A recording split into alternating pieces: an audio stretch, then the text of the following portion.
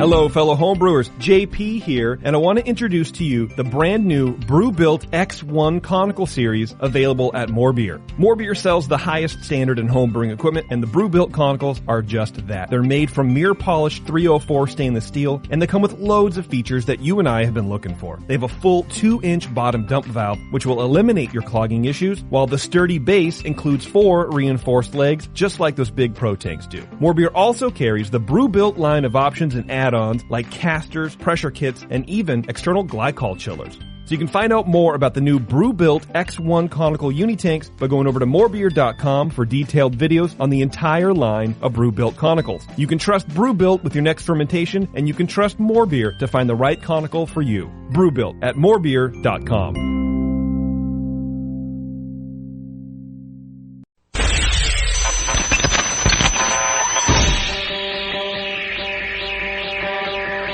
Home brewers, craft brewers, beer lovers, beer drinkers. Get ready for an all-new experience in information exchange and beer culture. Your only source for live beer radio that brings expert brewers from around the globe right to your home. You're not just listening to broadcasters, it's the Brewcasters on the Brewing Network. Welcome back, kids. It's another great Sunday in the Brewing Network studios. Woo-hoo. John's with us, but Doc is not. What are you going to do? It happens. We'll talk more. Yeah. That's right. There'll be a lot less slurring on today's show. I can guarantee that for you folks. You want to do. Fair warning for you folks in the chat room. Daniela is not going to be here to moderate the chat room until about 5:30 or so. She's stuck in traffic. That lazy German. So, on her way home from work, she will be here. Until then, I'm going to try my best to watch what's going on in there, which means I'm probably going to miss most of your questions. You're going to have to say them until a bit later because I can't read and talk at the same time. That's too many. I wish they could see what I see right now. Me, a laptop, a mixer, a computer. Yeah, I got 5 things in front of me. I'm ready to go. But I see that you guys are all ready to make fun of me and saying that, like, usually Daniela weeds out all the stuff they say about me. I don't even hear the half of it. I'm here today, boys. I'm ready. So, so you bring it. That's all I got to say. Okay. With us in the studio today, I'm very excited about this because, it's a first for us here at the Brewing Network. And, I'm thinking a first for maybe other, brewing information places too. In talking to professionals, we actually have a professional extract brewer with us today. And I don't want to get your last name wrong, but so you're gonna have to correct me. It's Don, Gortmuller? Close. Wait, let me get you on there. Go ahead, Don. Gort Miller. Gort Miller. Right, Miller. Miller. Okay, right. Gort Miller. There we go. Don Gort Miller. And it's from Pacific Coast Brewery, which is a brew pub in Oakland, California, right in downtown Oakland. And it's true that all of the brewing you do on premises is from extract. Yes. Okay. Well, there you go. So that's what we got. That's what I'm excited about because I myself am an extract brewer. Sort of turning mini mash, but that's the same thing, right? Close. I'm still an extract guy, but it sounded like in doing some reading on yours, you're doing some mini mashing too, Don. We're complete mini mash. Okay, so you are taking some grains and adding things, you know. Well, you'd be stuck with one beer otherwise. Right. So there you go. So it's a mini mash thing, but either way, it's still an extract brew process and on a large scale. So I think that you guys are having, you're challenged with needing to refine your beer and make it taste original, but use extract at the same time. So that's what I'm interested in, and I'm happy for our listeners today that we're going to get that info out there. So Don will be with us all night tonight, which is probably I'm thinking 7:30 tonight, John. We're shooting for a strict 7:30. We're going to keep it high and tight tonight. Love that. Let's do it. That's what I'm going for. Go team. So get your questions ready. I've already got some through from before the show, and I'll be asking those of Don later, and we'll be getting all your extract info out as soon as we can. John, what are you holding up there? Name tags or something? We got notes? I've got notes. Questions? John's got notes today. Yeah. Look at you. Well, we had a meeting last week, Justin. I made these guys after the show. You gave the ultimatum, like, look, get your shit together or leave. Well, here's what I'll let you guys in on it too at home. Here's the deal with radio, because any one of you guys can do this. Anybody can do a radio show for 6 months. You can, especially if it's only once a week. Anybody can do it. So go ahead and do it. Give it a shot. I'm serious. Anybody can do it. But you come to a point where, shows become redundant. Listeners want more. You want more. You want to be more creative. You want more exciting things to happen. You want better information. You want to refine things. And just speaking from experience from my other stations. So, not that I feel we fizzled out, but I sat these guys down and said, here's the warning. We gotta pick it up, boys, or I promise you we will fizzle out. Come the new year, if we don't make some adjustments, there will be some fizzling. We won't let it happen. But we are determined, and that's not going to happen to us. So, and look at John, jumped right on the wagon. Scott is. It took 10 minutes to do this, man. See, it doesn't take long. You just got to sit down and do it. I get by with a little help from my friends. And John's also already booked some really great guests, which we're going to announce in the near future that are coming in December and also in the new year. Mm-hmm. We got some surprises for you guys in the new year. I'm going to keep a tight lid on it right now. Don't say a word. But new good stuff for the Brewing Network. Basically, just an improved Brewing Network. All the stuff you love and all the stuff you've been asking for, and a bit more too. Mm-hmm. So new shows coming. All kinds of good stuff coming in the new year. So stick with us out of state. That. Yeah, so we're going to do some phone interviews. Yeah, we're getting out of California. We're going to do some we got some breweries already booked to, it's going to have to be a phone interview, but that's okay. Most of the questions come through the chat room anyway. It was by request. So, yeah, exactly. So we got some of that coming. We got some breweries from across our country, and then hopefully we'll venture out. I'm going to Canada in November. And I'm thinking I'm going to be there for 5 or 6 days. I might hit a couple of breweries while I'm there and see if I can talk them into not only sponsoring us, i.e. give us money, and but also that was smooth. Be a guest on the show. We'll do some phone interviews with them. They can call the 800 number. Only take an hour of time, I think. Hour of time. That's all we ask. Yeah, it's nothing. It's cool. It's going to be cool about phone interviews, is being able to put them on mute and just, kind of go off on a tangent like we do to our listeners all the time. Right. Like last week, poor Warren called in. I think he sat on hold. Not even on hold. He could have spoken anytime he wanted. He was on the air for a good 20 minutes while we talked amongst ourselves. That's going to be rough to keep our guests entertained while over the phone. I'm afraid we're going to actually interrupt them. The three of us trying to ask questions at the same time. Yeah. Exactly. We'll have to do a practice run on that. We'll have Don call in. There you go. Don, you're going to be our practice brewer, our phone interview. So a couple of things to get to. Of course, I've got some news, and I got a top 10 list among some other funny things. Speaking of news, I wanted to mention this to you. I'll mention it to you on the air, and maybe anybody else will beat you to it.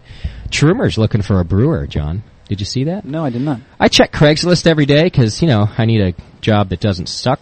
Aside from waiting tables and bartending. Super solid. Gucci's always looking out for me, one of our listeners too. He's always trying to help me out. I'll throw a question out later that from him trying to help me out. But anyway, I saw that Trumer's looking for a brewer. I would have applied myself, except they're looking for a head brewer. If they were looking for an assistant brewer, I'd be down to do it. What are they out of? Berkeley. Really? Yeah, Berkeley. They brew that. We had it in here once at Trumer Pills. In fact, I think that's all they brew right now. Is just a nice pills. That's it, right, Don? Yeah. So just the pills. They're a lager brewery. Yeah. Hoppy. See, Johnny? That's why I said, maybe you want to move. Maybe you're on to bigger and better things already. I know you. Not that you don't like your job. I know you do, but it'd be awesome to make a living brewing, man. Right, Don? Kind of what you're into anyway. Those kegs are heavy. Those kegs are heavy. Yeah, they are. So anyway, now you're gonna have to send your application in early because everyone else across the country could be sending theirs in right now too. I'll stick with this.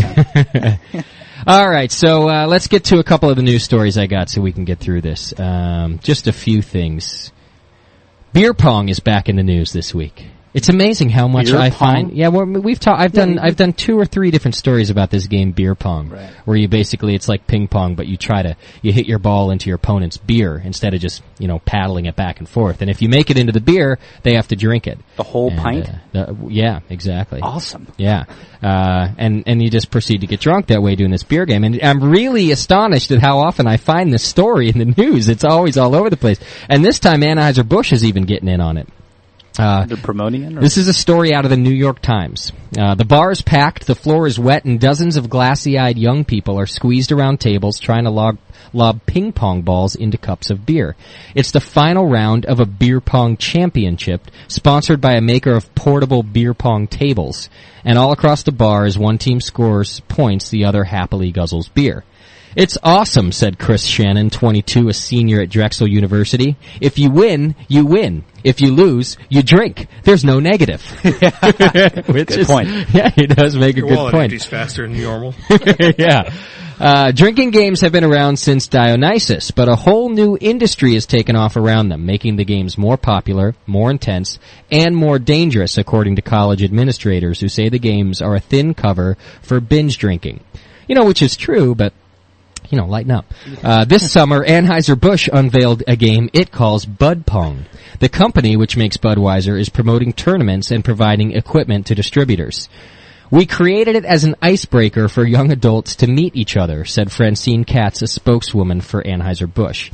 She said Bud Pong does not promote binge drinking because official rules call for water to be used, not beer, which is Budweiser, right? Right. The hope is that those on the sidelines enjoy a Bud. On the ground, though, it may be a very different story. At the SO Club near Clemson University in South Carolina, Jessica Twilley, a bartender, said she had worked at several Bud Pong events and had never seen anyone playing with water. It's always beer, Twilley said. It's just like any other beer pong. Of course. Yeah. It's another ploy by the big guys to, say, oh, we're sponsoring these things, but not negatively. Gorgeous women wear nothing and water in hand. We tried to get Bud on the show. Did we ever talk about that? No, we could right now if you wanted to. They denied us. I would have to say the last 2 minutes probably the reason why they didn't come on. Yeah. Here's the deal we think happened with Budweiser. We wanted to have Budweiser on the show because, I think we have talked about this. We wanted to have them on because we think it's amazing that they can brew the same product year after year and remain the number one brewing company and just that level of quality, the chemistry that goes on in there. And while their beer might not be number one among home brewers, their process and their ability to really do that is well respected in the microbrew industry and how they do things. And we wanted to have them on here to talk about that. So John had opened up a dialogue with some of them from right here. We have a big Budweiser brewery near us in Fairfield. It's about 45 minutes north of us. And John had been corresponding with them over a period of a month or so. And it even got down to starting to talk about dates, that they were interested. They had to talk to corporate, of course. One email away I was from a date. One email away from hooking up. Like, they basically came and said, send us dates, and he sent dates, and then they wrote back and said, we're sorry to inform you we're unable to do the show. Take care, blah, blah, blah. Like, Mrs. that was Jones. the end of dialogue. Yeah. And we're assuming it was because corporate made them go back and listen to our archives, and then, of course, heard us several times referring to Budweiser as water, using them as to make fun of. It's just an easy target for us to be. You pick the number one beer when you're making fun of big beer, don't you? Yeah, of course. And that, is, of course, is what we do. So we're assuming that they decided not to come on the show either because we've already made negative comments or for fear that we were just going to keep doing it while they were on the show. Why would we do that? Well, they don't know. You never know. Yeah. I mean, we do a lot of other stupid things. Yeah. Why wouldn't we do that? They didn't want to deal with the chat room. Yeah. I mean, that might have been it, too, because the chat room really... It was a no-win situation there. Yeah, exactly. Well, and here, I'm glad you bring that up, Don, because here's what John and I had to talk about in deciding whether or not to book them as a guest. And basically it was credibility. Because we couldn't have them on as a guest and pretend that we hadn't said bad things about Budweiser the whole time, because our listeners know that we have. Mm-hmm. And so now all of a sudden you've got two faces to your listeners, and I'm not willing to do that, neither is John. So we had to talk about how to approach the subject of having them as a guest and being respectful to them while maintaining our integrity of what we've said in the past. And we basically, and we basically said, we wouldn't lie and we wouldn't necessarily hold back. What we would talk about is what we did respect about them, and not harp on the negative things. Yeah. And if it came up in the chat room, that would be fine for us. We would bring it up. We would allow the questions to be asked. Well, if you're going to be that big, you have a responsibility to your consumers too. Why not share about what you do? Exactly. Yeah. But in doing some recent reading about Budweiser, I'm doing this kind of I'm reading this unauthorized biography of Budweiser, and Unauthorized? It's an unauthorized biography, Okay. so however you'd like to look at that, it's fine. And they're not out necessarily to taint the reputation of Budweiser; they're just telling a story. And the story is a very interesting one about how controlling Anheuser-Busch has been in their publicity. And I think in order to become as big as Budweiser is, you have to do that. Just like any big company. You control every bit of publicity that comes out of your company. So coming on a show like ours is not necessarily... It's probably a bad business move, actually, for them. If I was Budweiser and you own 90% of the market, I mean, what do they care? And they can do whatever they want. You think they're going to convert your viewers? I think not. Yeah, and that's probably there's what... no money in it. Exactly. However, with that being said, there was a lot of articles I read through today in trying to narrow down our beer news that were about Anheuser-Busch and other big companies really working hard to break into this specialty, well, they call it specialty brew business. And it's basically because for the first time in years, beer, in general, just beer, has lost a percentage point in the marketplace among alcoholic beverages. And wine and spirits and malt beverages are gaining points. Right. So rather than just when you're a big company, rather than look at that as, oh, it's 1 percentage point, no big deal, they have to look at it as a trend and what it means. Yeah. So Anheuser-Busch, I don't know if any of you have noticed, is coming out with all sorts of new products. Like they basically made a Red Bull that's a beer. I don't know what it's called. got a pumpkin Bud beer out Bull. now. That's what my article is about, Don. Absolutely, you're an I up to speed man. I must have saw it on your website. I saw it someplace. And what they're going to do with this, they've got a pumpkin beer coming out now that you can get in a bottle, and they're going to come up with a new seasonal for each of the 4 seasons of the year. And that's them trying to break into this market that we're broadcasting to, John. Right. So, while they're not going to convert our homebrewers to go out and buy cases of Budweiser, we're exactly the market that they're trying to break into in order to regain or maintain their foothold in the beer It industry. would have been a good thing if they would have done it.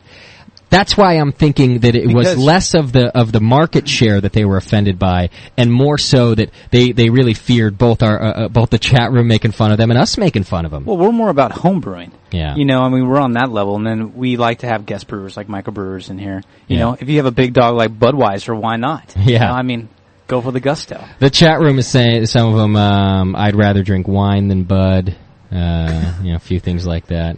You know, but it's like Barry Bonds, you know, I mean, everybody hates him because he does steroids, Yeah. but he's still good and he can hit a home run. I guess it's like Budweiser, the same thing. They can, Yeah. With or without not, steroids. with or without steroids, they can make beer that people want to drink. Yeah, exactly. You know.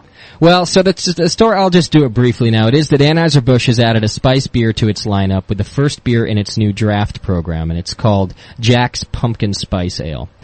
They kicked off the seasonal campaign with Jack's and will follow with new beers each quarter. The winter selection has not been determined. It says that it proved popular enough in internal testing that Anheuser-Busch decided to include bottles of it in the Michelob Specialty Sampler Collection, sold in grocery and convenience stores across the country. Other seasonals likely will remain on draft-only products. So yeah, there you go. You can buy a pumpkin beer from Budweiser now. What do you think is going to happen the first time some pub gets in a pumpkin beer from Budweiser, runs it through, then brings in their next beer, and it still tastes like pumpkin? Right. I mean, any of these fruit spicy beers, they're hard to get out of your beer line. It's even real with tough. even with a line cleaner? Hard. Really? I Okay. mean, we have, at our place, we've got dedicated lines that go for the fruit beers and the spice beers because you can't get it back neutral again without a lot of effort. Right. I mean, a lot of effort. And Right. I think most pubs are going to be kind of reluctant to scrub their lines the way they need to. Yeah. Acid wash, Yeah. et cetera, et cetera. Especially how much it's they're tough. selling. You know. It's true. Well, and also a lot of the microbrew places, or pubs, I should say, that are carrying microbrews, aren't carrying Bud. Do you guys have Right. any Bud products on your lineup? We did when we opened up. Okay. It took us about 4 months to sell 2 kegs. Okay. Yeah. So Yeah. it wasn't a beer that we found worked for us. Right. I was working at a golf course, I was bartending there, where you would expect that Bud would be a big seller, hot weather, older crowd golfing. Not at all. They got rid of it about a couple months after I was there, and now they have a rotating seasonal tap. Nice. Yeah, they got rid of the Bud too. It just wasn't selling, and now they sell that rotating seasonal 4 or 5 times as fast as they ever sold the Bud. Okay, all these are reasons that Budweiser decided not to come on our show. But I will call them and ask them, like, where did I go wrong? Well, and I say, why not? You know, it's a good question, just to find out exactly what they thought. You know, say no, but I'm sure it was, you know. Yeah. Well, it's all corporate, and what the person you're dealing with, are they brewers? Do they make beer? Probably not. You know, it's a job that they have. Yeah. You may go take a class here and there. When probably have to, huh? Took the sanitation and microbiology for the practical brewer up at Davis. Mm-hmm. There were a lot of execs from Budweiser and Miller and stuff taking that class. It's good to know your information. The chat room's got great things to say. They want to know, wait a minute, Anheuser-Busch is afraid of us? This ragtag bunch of chatters has frightened the alcoholic juggernaut, is the world's largest brewery? We're awesome. Other ones think they don't need you. Yeah. They don't need that. They also say, don't worry, I'm sure the Bud pumpkin beer will actually taste nothing like pumpkin. So the beer lines might be safe after all. Have you tasted a pumpkin beer that did taste like pumpkin? They taste like pumpkin spices. Yeah, well. What's pumpkin taste like? Bud would have to do it. Pumpkin is a pretty neutral tasting. Yeah, it's more the nutmeg and the cinnamon that's in there that you end up with, I think, in the pumpkin beers in general. Yeah. Well, Thanksgiving ale. Yeah. Okay, how about another good story, so I can get all hippie on you guys again, although I won't go off on a tangent. This is about Full Sail Brewing Company out of Oregon, who I was hoping to get in the show in October. I know their brewer was supposed to come down here. I wonder if my email got sent to his junk mail filter, because I didn't get a response. Spam filter. But I think the guy liked us. I was with him for a weekend, basically, to several things, and I don't know. We'll see. I'll try to get him again. But anyway, Full Sail Brewing has committed to using renewable energy that will have the same environmental impact as planting 33,000 trees. The brewery will buy 140 blocks of blue sky renewable energy from Pacific Power in Hood River, Oregon, where Full Sail operates. They say, we care about maintaining a healthy environment, said brewmaster Jamie Emerson. As a local employee-owned company, we have long-term commitment to the Gorge, and that means doing all we can to maintain the environment. When we were approached by buying Blue Sky, we could see it was a natural fit, Emerson said. As a company, we treat the wastewater from the process before it goes into the city sewer. We recycle spent grain, glass, corrugated cardboard, paper, and plastic wrap, and use recycled paperboard for our packaging. So, Full Sail's Blue Sky purchase of 140 blocks per month for 12 months reduces carbon dioxide emissions by 168 tons, which has the environmental benefit as not driving 2,900 round trips to Portland or planting 33,000 trees. So, if Oregon keeps going like that, they'll be the most energy efficient state in the country. I've thought about moving there, actually. To Oregon? Yeah. So have I. Start up a brewery in Medford, Ashland area. Yeah. Although it's opening a brewery in Oregon is kind of like trying to sell popcorn at the movies. You know, like as a new guy with new popcorn. There's so many. It's like that's a good point. They at Portland when I was there for the Brew Festival that weekend. They had just surpassed Germany in having more brew pubs per capita than any other place in the world. I'm glad you told me this. Yeah. So it's a tough market. A friend of mine just moved up there and into a community just outside of Portland, and I guess there's no brew pub in that one little community. Any bar's got 10 beers on draft. Exactly. They have great bars with great beers, you're right. And try to find a Budweiser in a pub in Portland. That's my mission to you. Try to find it. Try to find a Sam Adams. It's tough for Sam Adams even to get in there, and they are still a microbrew despite popular opinion. They do have good beer. Boston Lager's awesome. So yeah, tough place to open up a brew pub. They came down here. They ran out of people to sell to up there. Yeah. Wow. Yeah, exactly. All right, so I'll cut it off there. I had a Bible and Brewski's news story, but it's not that interesting. Basically, someone's holding church in a bar. They do Bible study, then they drink beer afterward, which I thought was a good idea. Instead of wine, interesting. All right, top 10 fun things to do in a public restroom is today's top 10 list. Don, I don't know how much you've listened to the show, but I apologize if anything becomes offensive to you in the near future. I can tell you some things I've done in my bathroom that you don't want to hear about. Okay. Actually, sure. So I found this today. I thought it'd be good for you guys, and I thought this one is good because I just had a discussion about public restrooms the other night. I'm going to give a quick public service announcement, as I often like to do on this show, and it's to you. It's to the boys out there in the audience. Wash your hands when you're done going to the restroom. Do you know what I'm saying? Yeah. And the reason I say this, it sounds like an obvious statement to make, doesn't it? Oh, everybody knows to wash their hands. How often do you see guys washing their hands in the public restroom? I'm going to tell you the numbers that I've noticed. I'm going to say 1 out of 5. Okay. And it's usually me. Yeah. I wash before I go. I think we've had this public announcement before, No, we too. have not. No? But I wash before I go. They need to sync. I hope you go after, too. Oh, I do. Okay. Oh, yeah. They need to sync after the door, though. Yes. You touch that door Then and touch you've been the door. recontaminated. You're absolutely right. But know what I do? use the paper towel. I keep the towel. I dry my hands with the paper towel, and I keep it to get out of the door. If any of you have seen the movie The Aviator, which is about Howard Hughes. Thank you, Howard Hughes, and how he became obsessive-compulsive in his later years, and it just got worse and worse. There's a scene, I won't ruin the movie, so you can listen. There's a scene where he's going through his obsessive-compulsiveness, and he's cleaned and dried his hands so much in the restroom that he's used up every paper towel there is. There is no more piece of cloth anywhere in the bathroom. Okay. So now he's got to leave the bathroom. He's done washing. And there's nothing he can use to grab the handle. There's no more paper towel. There's no tissue. There's nothing. So he waits by the door for somebody to open the door so that he doesn't have to touch it and he can go out. Oh, my gosh. I would do that. This is how freakish I get about this bathroom thing. That is me. If I couldn't find something to grab that door handle with, I'd wait for someone to open it too. Wow. So my point is here, and I'm serious, guys. You all might be saying, "Oh, I wash my hands." No, you don't. 1 out of 5 guys I see, if that, wash their hands. Yep. It's disgusting. It is disgusting. And here's the main You're shaking argument. their hands. Exactly. Yep. And I'm going to tell you the main argument that people have, and then I'm going to defeat that argument for you people. Okay. Here it is. People say, "Well, I know I'm clean. I just got out of the shower, whatever. I didn't touch the toilet because I didn't flush. I didn't touch the sink. I didn't do anything. I just touched myself when I went to the restroom. So I don't need to wash because I know I'm clean." Well, here's the deal, folks.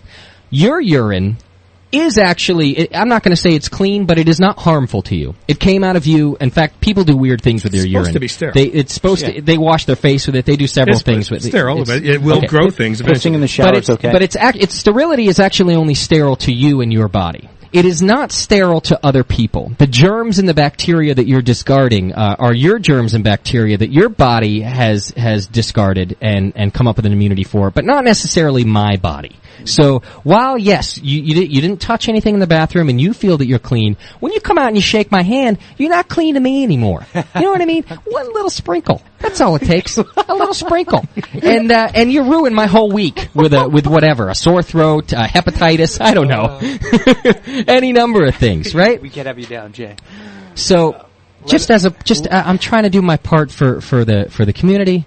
Wash your hands. It takes a second. Let it out, man. It takes a second. Scrub them. You know what I mean? Okay. Thank you. Yeah. Danielle is manning the chat room now, so you feel free to send your comments at this point. Join us in the chat room. It's the Chat Now button right on the main page. I'm glad we didn't talk plastic bags. Okay, so now the top 10 things to do, top 10 fun things to do in a public bathroom. Here we go. Number 10. Using a small squeeze tube, spread peanut butter on a wad of toilet paper and drop the wad under the stall wall of your neighbor. Then say, "Oh, whoops, could you kick that back over here, please?" Oh, gross. Number 9. Before you unroll your toilet paper, conspicuously lay down your Crossdressers Anonymous newsletter on the floor, visible to the adjacent stall. That'll be good for you. Well. Number 8. This one's good. Lower a small mirror underneath the stall wall and adjust it so you can see your neighbor and say, "Peekaboo." Imagine that happening to you.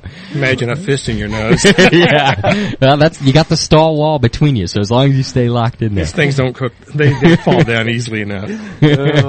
While reading your newspaper, this is number 7, stick your palm under the stall wall next to you and ask your neighbor, "May I borrow a highlighter?"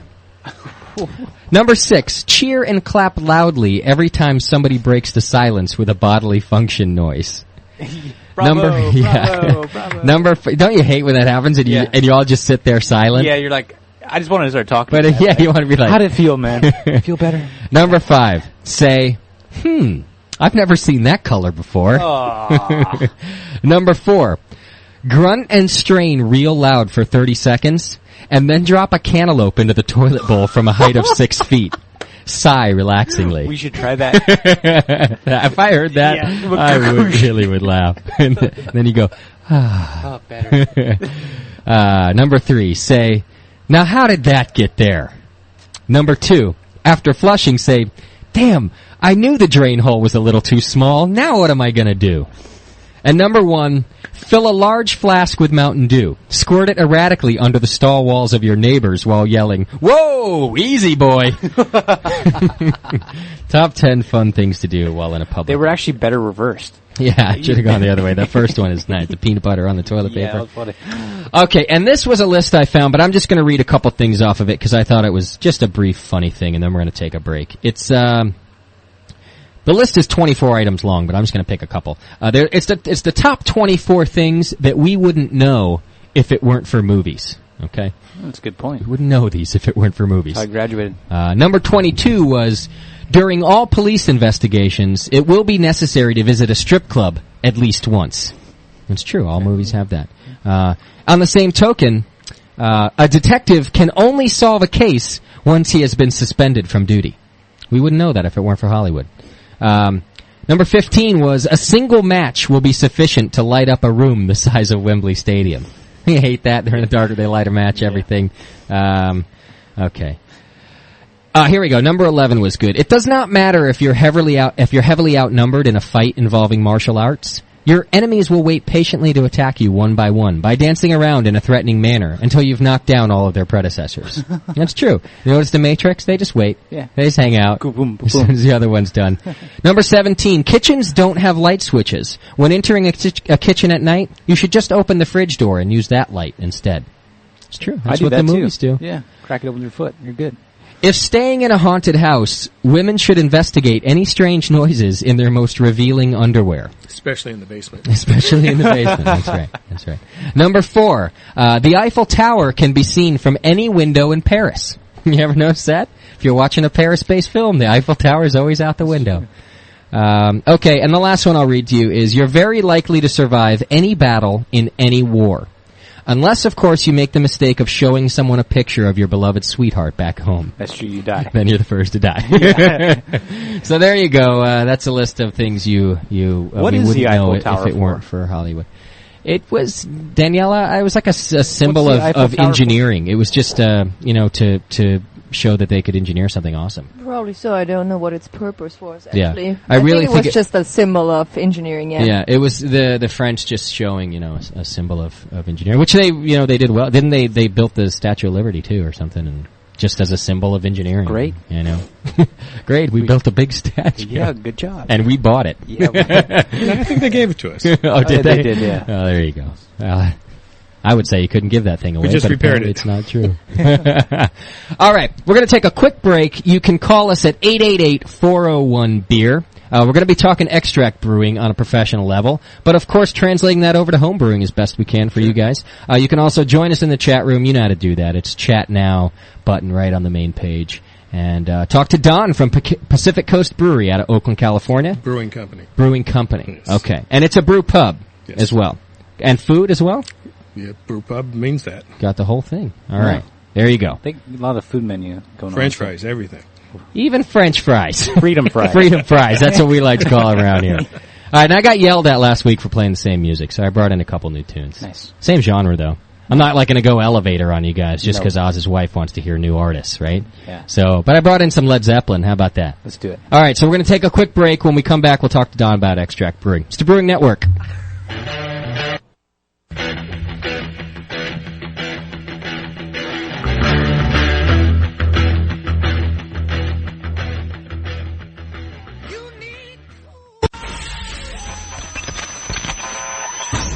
You're listening to 3 guys with 1 microphone and 5 gallons of beer. The Brewcasters on the Brewing Network. I hate it when I go wandering around a break and forget to mute all the microphones. Yeah. Then everyone just gets to hear what's happening. I was appreciating the drumming. That was awesome.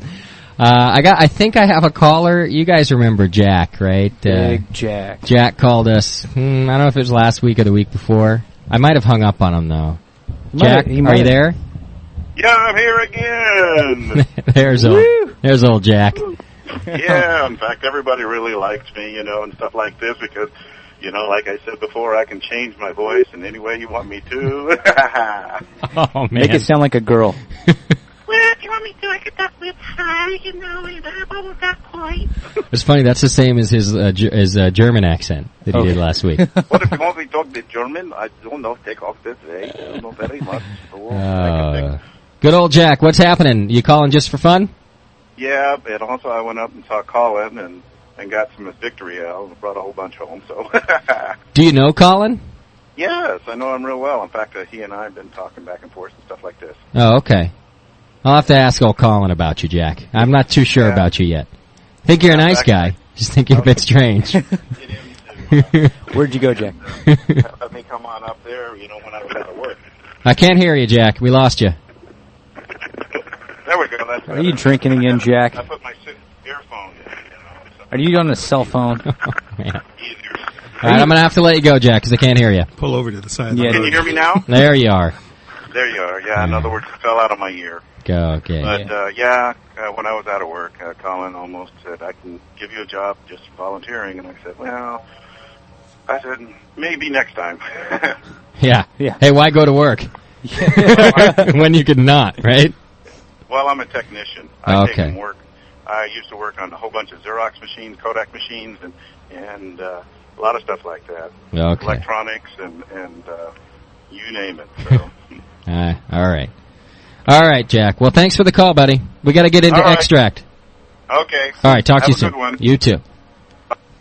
I just don't know what to do with Jack. That's my problem. Yeah. He's unpredictable. He is, because he's a nice guy. Yeah. He's just hard to read. Yeah, and the phone connection is no good. I need to clear a phone connection, because I'm always worried that I can hear it, but nobody else can. Hey, we're paying our bill now, so we're good. Yeah, at least the phone bill's paid. All right, why don't we start talking about some extract issues and find out a little bit about Pacific Coast Brewing Company while we're at it. Sure. So, I'm kind of curious, Don. How do you actually choose your extract? Well, it's the same one I've been using for the last 17 years, so there's not a whole lot of choosing involved. It's the only one that I found that works. Everything else out there has got a characteristic flavor that I find undesirable.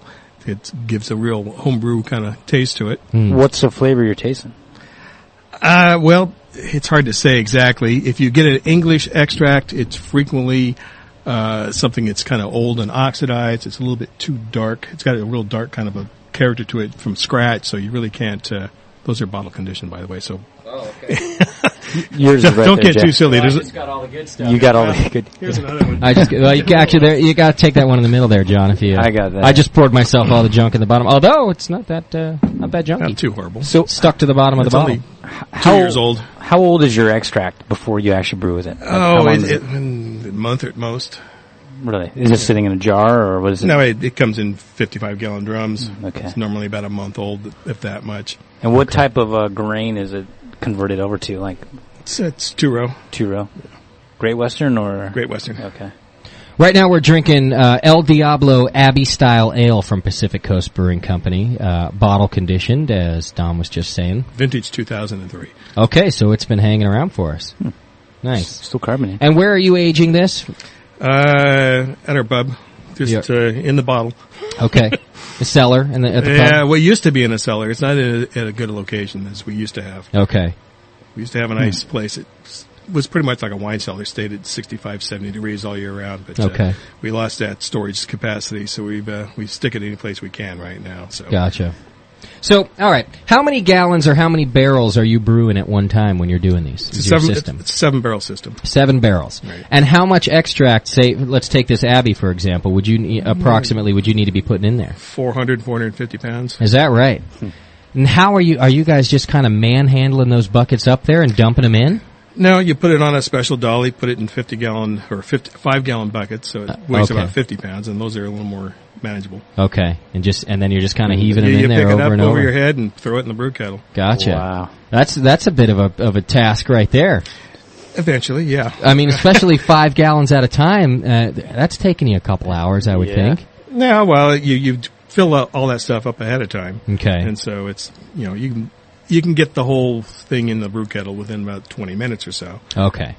I gotcha. Do you turn your burner off before you throw in your extract? No, it's an electric-fired burner.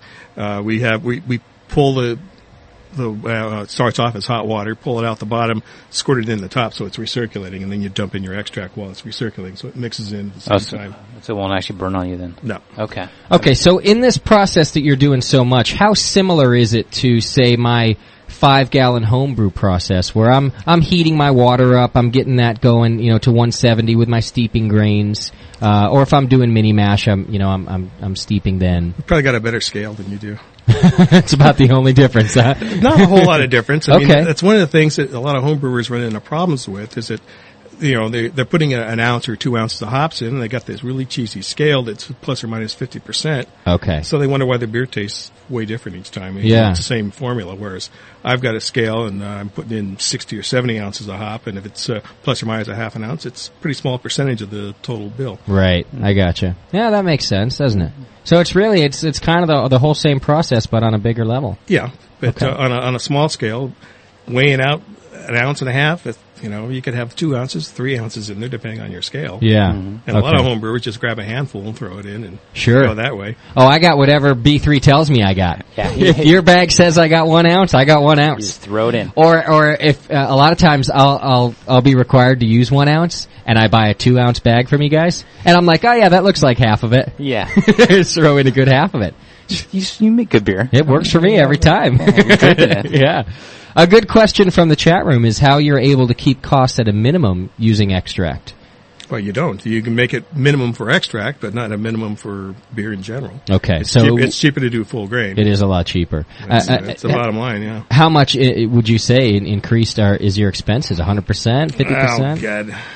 Oh God, we still make beer at a price where we make a profit on it selling it, but it's you'd make more profit if you were doing it full grain. If you did full grain. Well, we were talking about earlier that you actually brewed extract based on the space you had in your brewery. Right. Yeah, I don't know. It's a question of if you don't have room for a silo, don't have room to put the waste grain, extract is an option that can work for you. Mm-hmm. In our situation, our brew house is in the basement of a 3-story, 100-year-old brick building. Okay.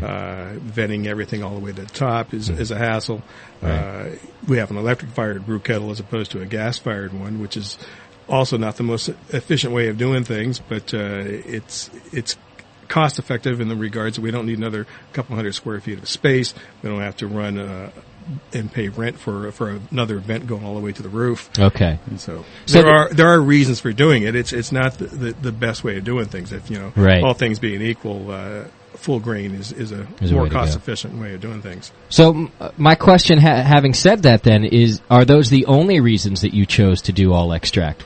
Yeah, they are. Okay. So given a better space in your all things being equal, if anyone's starting up a brewery, you're going to go full grain unless you don't have the space. All right. Well, I think it's a good question because I know you were a home brewer for quite some time. You started brewing when? 1975. Okay. And you were extract brewer then when you started, I assume? First kit was 100% extract. Okay. And did you move to all grain as a home brewer? Never. You didn't? Yep. See, because now this is why I asked the question, because I would have thought, hey, and I might have done this myself is why I asked the question. It's also 4 or 5 hours quicker doing it right. extract. It's quicker, and plus if you've mastered it and you're making excellent beer in extract and now you're about to take the next step, I kind of would have done it. I would have said, okay, well, why not keep doing extract? It's what I know. It's what I'm good at. If it works, don't fix it. Yeah, exactly. So that's why I was thinking that maybe it wasn't just the space that you had. No, it's definitely it's space. I mean, if you had the room, you would go for full grain. It's you got more control over the brewing process. Sure. You got more options available to you. Now, do you brew like 2 to 3 batches a day because you do extract, or no, 2 or 3 batches a week. Oh, really? Okay. All right. Now, how about this hypothetically? If you were to move into a bigger, better facility that gave you that space, would you switch or would you definitely. keep? You would switch? Yeah, there would be no doubt about it. Okay. Now, see, I'm a little disappointed to hear that. I just wanted to hear extract's a better way of doing things. Yeah. Well, I didn't necessarily, expect to hear that it's a better way to do it, but I just kind of thought, it works in some situations. It works, and I'm good at it, so that's what I'm going to do, and that was just, Yeah, well, it wouldn't be that big of a leap to go to full grain. Okay. It takes a little more time. You need more space. You need more equipment. Yeah. You got to have a mill, and you got to have an auger to move it from point A to point B. Sure. You have to be able to dispose of it, so you get a hold of some pig farmers or whatever to get rid of your spent grain, etc. Yeah. But it puts some new things. You got to do other things, but you can make good beer in a lot of different ways. Okay, so you had said that you get them right now. You order basically in 50-gallon barrels is how you're getting this stuff. Right. Okay, all right. And how long can you keep those barrels? Before you don't want to keep them over 6 months, but like I say, we go through a typical order. We go through in about a month. You do, okay. And what are you ordering? Just a couple pallets at a time? We order 6 barrels at a time. Okay. Gotcha. I think those are 600-pound barrels. Yeah, they're 650 pounds a barrel. And are you always ordering then, you always have the same base malt, and you just change your beers with your mini mash then? Right. Okay, gotcha. So you're always having that, and it's a basic 2-row base malt. Right. Okay. Per 7 barrels, how much grain are you using for mini mash? It depends on the beer. Some beers, none. Okay. And other beers up to, 50, 60, 70 pounds. Okay. How about on something like this, Abbey? Abbey doesn't have a whole heck of a lot in it. It's got some dark grains and stuff. There's maybe 20 pounds at most in there. Okay. Can you talk to me about your mini mash process? How are you guys doing that? Maybe I should tell you mine, and maybe we can try to relate it to what you do. I'm going very basic, where as I'm heating up my water to 170, I'm adding my grain, I'm letting it steep for 30 minutes, and I'm sparging. That's it. That's pretty much what we do. Okay, so not a whole lot different than that. You've got how many gallon kettle? It's like a 50 or 70 gallon mini mash that we do. It's got a false bottom in it. Okay. So we fill it with the hot water, toss in our grain, let it sit. Okay. Catch it in 5-gallon buckets, toss it in the top of the brew kettle. Gotcha. Although you can keep it at temperature. It's a temperature better than I can, because I got to. Yeah, we got more mass, so yeah. Yeah, gotcha. That's not bad. But we're not trying to do actual conversion though. The kind of grains that we use are already essentially pre-converted. We're using, caramel malts or black malts or whatever, and those are already, everything's converted in that's going to be used. So we're more like making coffee than actually doing a mash. Okay, that makes sense. And how much of your, you getting a lot of flavor out of doing that, or mostly colors and different things? Yeah, a lot of flavor. You are, okay. Yeah, I would guess, some good, a good big amount of roasted malts, even doing mini mash like that, you can get a ton of flavor, couldn't you? Yeah. Change up everything. There's no fermentables, but yeah. Color and now, how about how much using that same base malt in an extract all the time, and only changing color with that mini mash part of the process? How much can you really change the colors of your beers? Quite a bit, or do you? From pretty yellow to black as ink. Okay, gotcha. One of our listeners, some of those guys are good, man. They go do their research a lot more than we do, John. I'll tell you that. Mm-hmm. But certainly look through your site and notice that you guys don't have any lagers. You're all ales. Most brew pubs don't do lagers. Okay. You can brew an ale in 10 days, brew a lager in 6 weeks. Yeah. Do the math. Yeah, it is math. I'll tell you. A basic lager brewery is a much larger concern, a lot bigger dollar investment. Okay. Can be done, but you got to spend a lot more money to do it. Yeah, that makes sense. I know that Pyramid does not have a single lager in their lineup right now. They do have one that they've done.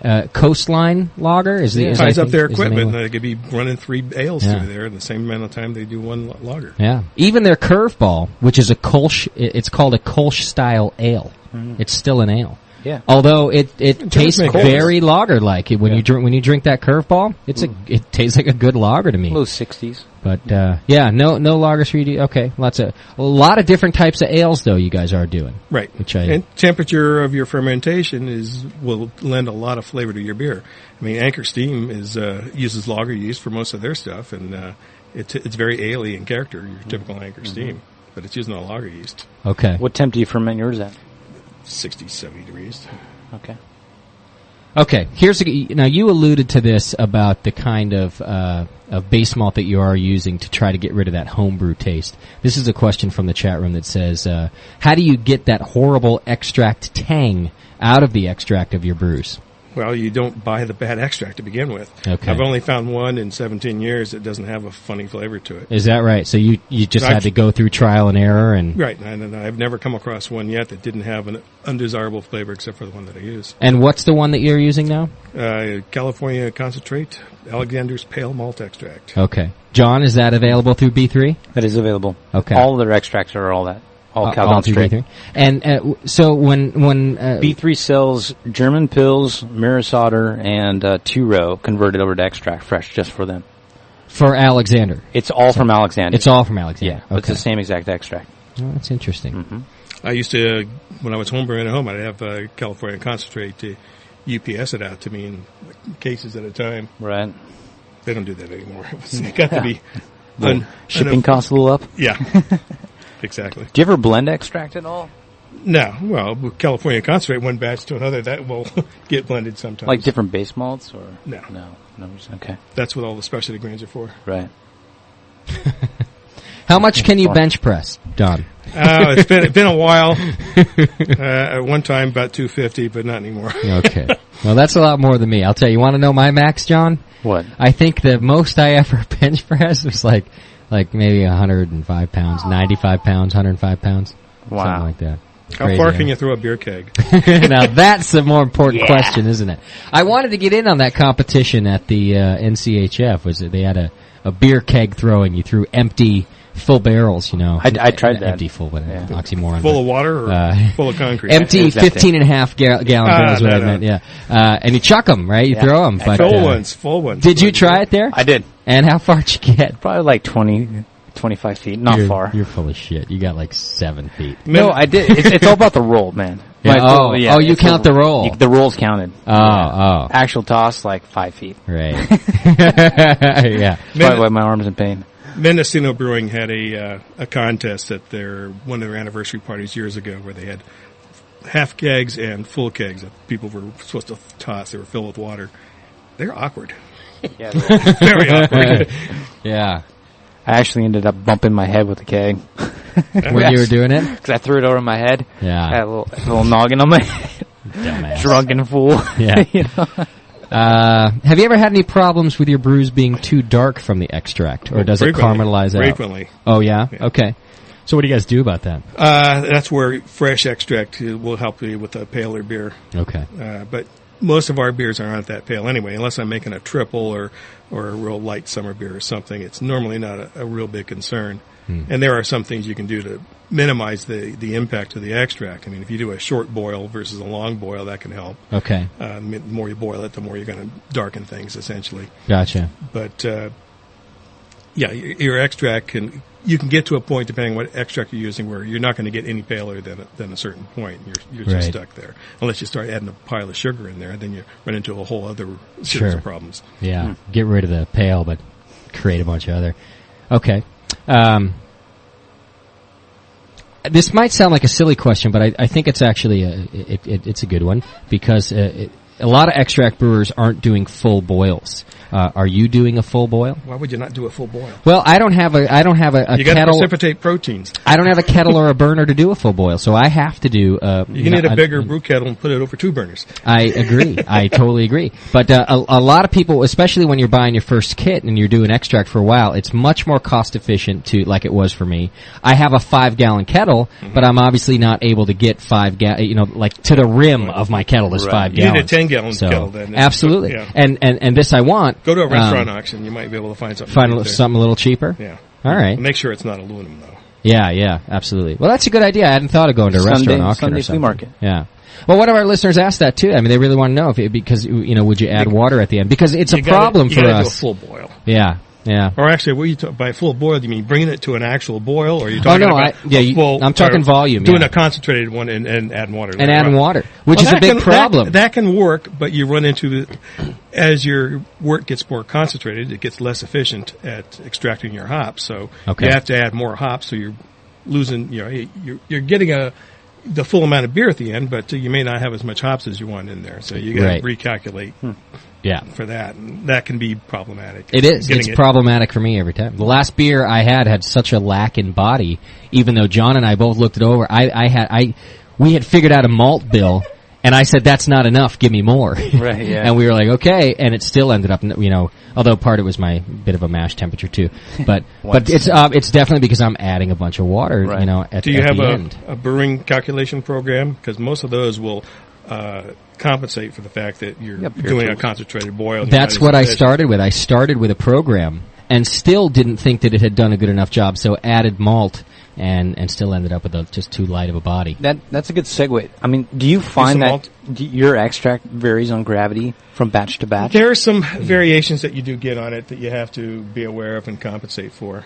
But now, is that monthly or is that every batch you get? Because the efficiency of their brew system, where you're getting it from, is probably changes. It varies on which batch of extract you're getting from them. If you're getting it from the graveyard shift, we tend not to order those. We try to get stuff from the day shift or the swing shift. Right. The graveyard shift, they're a little bit tired sometimes. Yeah, sure.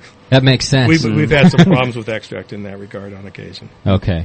Yeah, that totally makes sense. Now, is it dramatic or is it just a little bit, like percentage? Oh, very dramatic. Really? You can end up with an extract that comes in there where it's way too acidic and it's got a sour taste to it to begin with. And there's a lot of things that can happen to it. Is that because you think they mashed too long, or? Oh, it's probably because they were doing a mash and they blew a circuit breaker and someone was taking a nap and 6 hours later they came back and it had cooled off and started getting a spontaneous fermentation in it. But they didn't want to say, "Oh, I fell asleep and screwed it up," so they just kept going with it. Exactly. Yeah. So we've had to send stuff back on that regards. That would be me. I'd be that guy. Luckily, it hasn't happened in a long time, but it has happened. Okay.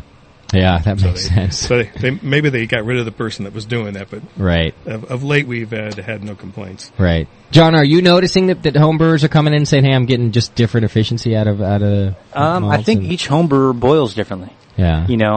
I would say, I always tell them, well, efficiency does change from batch to batch based on extract when we get it, because it varies every month. Right. But I would say their temperature and how vigorous of boil is such a variable. You also need to add some nutrients to your if you're doing extract brewing. It's not as nutrient rich as a full grain mash would be. Well, what type of nutrients? Some B vitamins, some.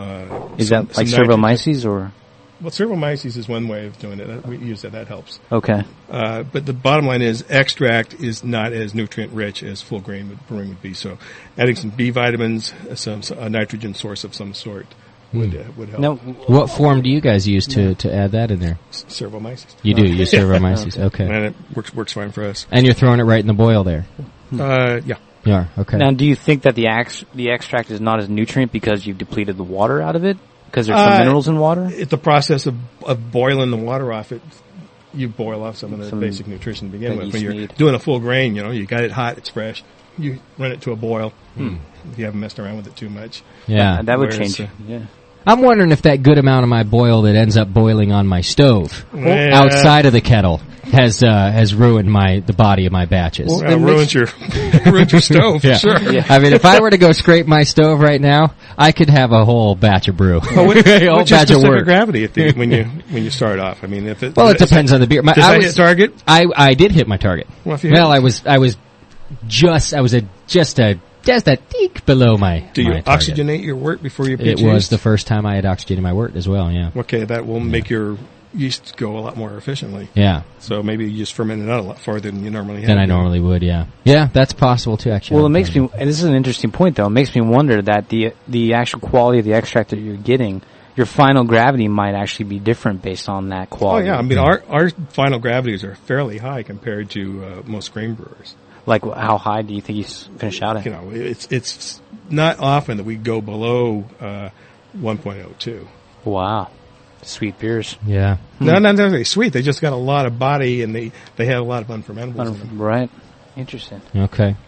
Well, we've just finished tasting Pacific Coast Brewing Company's El Diablo Abbey Style Ale. What do you think of that, John? Honest opinion? Can't remember now. You finished it. Got another bottle. Crank it open. It tastes old. Does it? Yeah. You said it's your 2003 vintage, huh? It is old. It's an old one. Yeah. Can you tell the difference that it's an extract brew and not an all grain brew? It seems sweet. It has a residual sugar going on. But that's a bit of an Abbey style thing. Yeah, it is. Because I didn't. I was trying to see if I was trying to focus on that and see if I could notice a difference, and I didn't. I did notice that it was sweet, but I was thinking Abbey style because of that. Mm-hmm. Sweet, fruity. Yeah, it has a fruity character going on. A little clubby goodness. Yeah. In there. What else you got? Can we try some more and talk to? Actually, while we're doing that, I'd had a couple of questions about what the styles are that you brew, so maybe we can list a few of those. Everything but lagers. Everything but lagers. Okay. You got IPAs down there. I saw that. Yeah, we have several IPAs. We do triples, use dark beers of various kinds. We're just finishing off an ESB that came out real nice. Do you? One of our listeners, in fact, let me get his question out here, was about that ESB. You got a couple ESBs, right? We've done a couple of formulations. What we're doing now was our official ESB formula. Okay. And is this the one that you that's a cask ale? Well, we have a hand pump there, and typically what we'll do is finish a beer. Part of it will go into a serving tank where it's force carbonated, and part of it will get into a cask and go up through the hand pump. So it's the same batch of beer, except one is cask conditioned and one isn't. Okay, I gotcha. And are you noticing a lot of flavor difference when you do that? Anything you run through a hand pump tastes different. It's softer, rounder. Okay. But a lot of it's because it's got less gas in it. Right. And what about now, this person also had done some research and said he noticed that you had an ESB on nitro. All of our beers are on nitro. But we did nitrogenate this ESB. Okay. Which is slightly different than just pushing everything with nitrogen. Okay, right. You push yours with nitro, but this particular... This one, it's carbonated or nitrogenated. Okay. And why'd you choose to do that? I like the way it looks when it comes out the tap. It does the cascading thing. It tastes good, too. I'll tell you, I don't know if I might have just been talking about it with Doc. I just don't remember if I did it on the radio or not. I went to an ale house who has a pale ale that they nitrogenated. And it made it so smooth, like nitrogen tends to do, and round, that the beer lost all its flavor. It was just too smooth and round. I wouldn't do it with every beer. Yeah, absolutely not. But an ESB is a kind of a light beer like a pale ale too, so it didn't notice that effect with your ESB? Extra special bitter, the whole concept of bitter ale in Britain is not what we think of bitter. It just means that it's not super. Right. But with the ESB that we made, I just liked the character that the nitrogenation gave it. Just gave it a smooth, gave it a full body. Right. Made it pretty drinkable. Okay. All right, what do we got here, John, that you just poured? Triple Whale Ale. Which is our triple, but what year is this? 2003 also, I think. 2003, okay. So it should be somewhat similar to the El Diablo, but it's all pale malt. Do you guys filter your beers? We don't have a filter. You don't? Do you... these bottles are all... Anything we bottle is going to be bottle conditioned. Bottle conditioned. What about a bright tank before you get to the bottle? Yeah. I mean, it goes through several steps where we take the chunky stuff out. I like that. I like that you don't filter your beers. I think it adds just... this would be clear, except that I drove it over here 20 miles. And the fact that it's fairly high gravity beer, and it's got some chill haze to it. Very little, though. I mean, you can tell that it's not filtered, but it's not as if it's really cloudy either. That's kind of why I was asking. Well, you use a champagne yeast. When you put it in the bottle, that tends to stick to the bottle a little bit better. So that's how you're doing your bottle conditioning? You're adding a champagne yeast at the end? Right. Okay. You're getting good carbonation out of that, too. Yeah. Sometimes too many. Is that right? Okay. Hopefully none of these will explode on us while we're talking here. Now, were you guys able to really get that down to a calculation, or was that a trial and error for you, too? It's kind of trial and error, because the extract, depending on the batch, some of them can appear to be done, and then you put them in the bottle, and they continue to ferment more so than you would expect it to. Have you guys had any full batches turn into gushers or explosions? Well, only in the bottle. When you get it in the tank, it's not that much of a problem. Sure. But sometimes in the bottle, you've had that happen. We've had some situations, yeah. Okay, so have I. If that makes you feel any better. Well, that's one of the things with extract that you're going to find is going to happen to you more often than if you were full grain. Right. I think it's interesting that all of your beers are bottle conditioned as well. We don't have space for a $200,000 bottler down there. Right. And if you've ever tried counter pressure filling on a small scale, it's a slow, tedious process. Yeah. Yes, it is. On a homebrew level, too. Gotcha. But I would guess that even your regular bottling's got to be a tedious process down there. Not too bad. We can do 7 or 8 cases in an hour or so. Okay. Well, of course, it takes 2 hours to get set up for it. But yeah, right. Can you tell the difference between extract and all grain beers? It depends on the extract. I mean, if you got an extract that's got a nasty flavor, yeah. If you don't, then not necessarily. Now, we were talking about that tang flavor. Earlier. What do you think produces that in the bad extract? Depending on the extract, if it's an extract that's been pre-hopped, I've never had any success with any of those. Those always have a really nasty chemical flavor to them. Is that from processing of the mash process, or? I think it's probably they use a kind of a nasty extract of hop. Okay. That they're tossing in there. The hops kind of clash with the malt profile a little bit, or? Well, it might be overdone, or it just might be there's several processes you can use for making a hop extract, right? And some of them have got some fairly obnoxious chemicals left behind. Well, I'm looking at your awards list here, and your extract beers have done pretty well. We've done adequately. Yeah, you guys have. I was looking at that too. Late 80s, early 90s. Yeah. You guys were cleaning up at the GABF. We did pretty good there. At one point, we had what was it? 7-year continuous run of winning medals at the GABF. Mm-hmm. It's from 89 to 97. That's a nice run. That's a very nice run. Place every year. A question from the chat room before we get too far away from it. How come you only use nitro to push your beers and not CO2 there? Well, CO2 over time will dissolve into the beer and make it more and more carbonated, so you can't pour it and or drink it. Okay. I mean, in any draft system, any place, if you go into a beer bar that serves a lot of Bud, they're most likely going to have it not on straight CO2. It's going to be a air blend. But they're moving that keg out in 24 to 48 hours, so it's not a problem getting oxidized. Well, that's what I'm thinking. If it's moving fast enough, the CO2 wouldn't be too much. Yeah, we got 24 taps, and so it's not uncommon for not each keg to be changed on a daily basis. At least a few of those are hanging around, aren't they? Yeah. I mean, any place that's got multiple taps doesn't go through. They got certain beers that move over really fast, but other beers, take a day, 2, 3, 4, 5. Absolutely. And if you keep them, PV equals NRT. Yeah. PV, pressure times volume equals. Right. But bottom, pressurized carbon dioxide that's cold dissolves into beer, and it's going to get more and more carbonated. Okay. And if you're pouring foam instead of beer, that bottom line is a problem. Yeah. I thought that if you set your CO2 at, say it's at 12 pounds, for example, that it equalizes. The keg will never go over the 12 pounds. It'll dissolve in. It just keeps dissolving in, you say? Okay. All right. Over time, it's not sure. It's got to sit there. It sits there for a week or two, and then how come this stuff is getting too carbonated? Yeah. And then you get to the very bottom of the keg, it outgasses in the big head space, and suddenly the beer goes flat on you. Right. Yeah, you don't want a flat bottom of the keg, 'cause that's when the keg's good to me. Yeah, I like the bottom of the keg. When you pour beer as a bartender and you give some and you pour that last beer and then the keg blows, if you give that to a guest, customer, whatever. I've been in the business too long when I start calling them guests.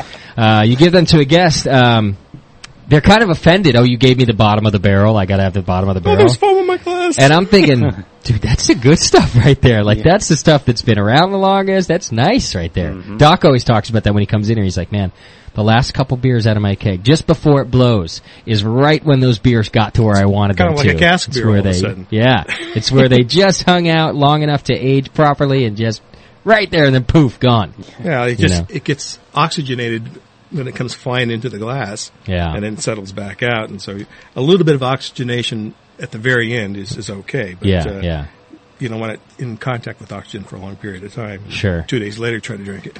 Somebody asked me at work the other day, somebody I work with, kid's getting ready to have a kegger. He's going off camping, wanted to bring a couple kegs with him. And he wanted to know how long his keg would keep, which I can remember the days of that being just an awesome question, because when you don't know about beer, all you know is that a keg is good. Like when that's all you know, you bring a keg's good, and that by the second day, the kegs that you bought at Beverages and More or whatever the liquor store was isn't good anymore. It's because they're pushing it with a hand pump. Exactly. Right. But I'm telling you that as a kid who doesn't know about this, you don't know that, and what you think is it's because that barrel that you had it on the ice, bottom of the barrel, all the ice melted and it got warm, and when you got it cold again, it tastes terrible. It got oxidized. Yep. Exactly. And that's what I told him. I said, well, let me ask you, when you go on this camping trip, how are you going to pump this thing? Are you going to use CO2 cartridges, or are you going to use a hand pump? And he's like, we're going to use cartridges. And I said, then don't worry about it. You're going to be fine. You're going to be fine. But my point is, before you start to know this stuff, I didn't know until we talked about it I think with you one day, John, that it's actually the pumping of oxygen into the keg that makes that beer taste terrible. You're just throwing in bacteria and all these. Like, here you go, boys. Put it this way. Yeah. I typically go off on a camping expedition once a year where I bring a keg of beer, a jockey box, CO2, keep the beer out 100-degree weather for a week. Right. Beer's fine. Right. Yeah. But, I've got CO2 in a jockey box. So. Yeah, true. Are you adding LME and DME to your beers? What? LME or DME? Well, yeah, liquid malt extract. That's the LME. The DME, and you're adding DME as well? No. Ever? Never doing that. Okay. I mean, in theory, you're supposed to be able to do a certain kind of a mash with that. There's enzymes, et cetera, in it, but okay. We never bothered doing that. Okay. Do you dry hop your beers? A lot of them. The Blue Whale Ale you dry hop, right? Yes. How do you do that? You run it through a primary, rack it into a secondary fermenter, toss in pelletized hops, chill it down to 40 degrees, let it sit for a week. You do your dry hop cold. Right. Okay. Otherwise, it just sits on top and nothing happens. Okay. And that gets them to go to the bottom? Right. As soon as you chill it off, it falls to the bottom and you get some extraction. Otherwise, it just sits on top. Okay. And how long do you do that for, that dry hop? Typically about a week. Okay. All right. What kind of yeast do you use? Do you have a staple? We have a proprietary yeast that we use. You do? So you are repitching and... NCYC 240, actually, but, it's hard to come by. Okay. Unless you go to the yeast bank and have them do it. You repitch? Yeah. How many generations? Go about 10 generations and we get a new one. All right. Since you guys have done so well in competitions, do you have any tips for homebrewers for competitions? Or, in general, what's the most important thing that they should focus on? Get the best raw materials you can get. Do a full boil, if at all possible. Get fresh hops and not stuff they've had laying around forever. You don't know how strong it is or what's left behind. Right. In fact, we were just doing a triple here recently, and we specifically used old hops in it. And if you look at a lot of Belgian ale production, they will typically use real old hops in there because it has antibacterial qualities, but not a whole lot of flavor. Okay. You can go to any of your any of your hop distributors, and you can get information on particular hop varieties. You can find out how much they degrade over a period of time, and you can, this one's only 20% of what it was a year and a half ago. Right. You can compensate for that and how much you add to it to get the right amount of bitterness out of it. But that's a good point, actually, John. Do you guys do you deal with any of that? Like how much utilization you're still getting out of your hops and how good they are after they've been hanging around? Well, it varies year to year. Yeah. The hops at a homebrew supply shop is from the previous year, so all the hops the new hops are just being harvested now. Right. So the new stuff will be in the stores somewhere in November, December. Okay. If you were going to do it right, you'd plug it into an equation, Pro Mash, and then you would know how much. Maybe you have to lower your bittering hop a little bit, half ounce here because there's higher alpha acid. Yeah. And then some hops, as they get older, they get really nasty. You don't want to use them because they just start degrading into really undesirable flavors. Okay. We talked about it smells like cheese. Sure. Oxidized. Yeah. Columbus hops, that's a year old. Yeah. Gets a real Parmesan cheese kind of a cook with aroma to it. Put it on your pizza. Yeah, yummy. Oh, you can make great IPAs with it when it's fresh, but as it gets older in the year, it doesn't work so good. Right. Yeah, that makes sense. I wonder if you could use hops as a sprinkle on pizza, like instead of oregano or there's something. There's a brewery in Florida that was doing a big thing. There was a thing on the Food Network about it. About hops on their pizza? Sprinkling on foods, and this one here has got a citrusy character, and this one here. Yeah. Yeah. What do you think? Any hops I've ever tasted taste nasty on food. Is that right? It's bitter. I've not tried it, so now I'm really curious, though. I've never found one I think works good in anything other than flavoring beer. Okay. I think pasta would be good. Yeah, why not, right? Instead of basil, hops. Last week when Bison was in here, we tasted their, I'm trying to remember exactly what it was now.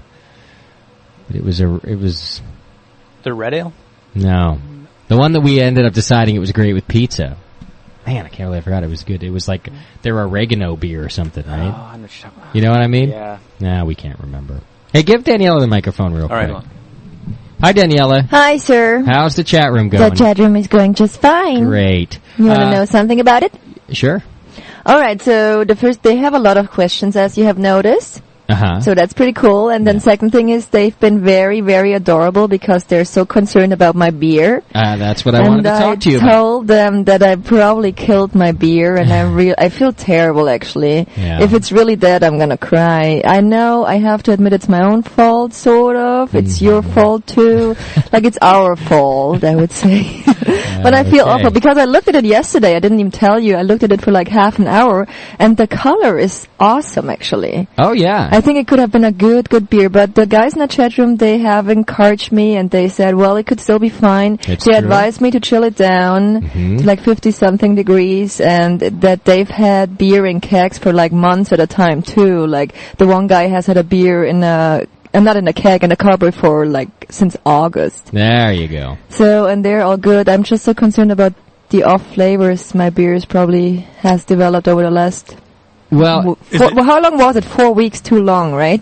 I think it's been in the carboy for 7 weeks. 7 weeks, so that's 4 weeks too long. I think I'd rack it, just get it off all the... Yeah, that's what they told me to, rack it, and then it should still, or could still be fine. Maybe add some more fresh yeast to it. What's the specific gravity right now?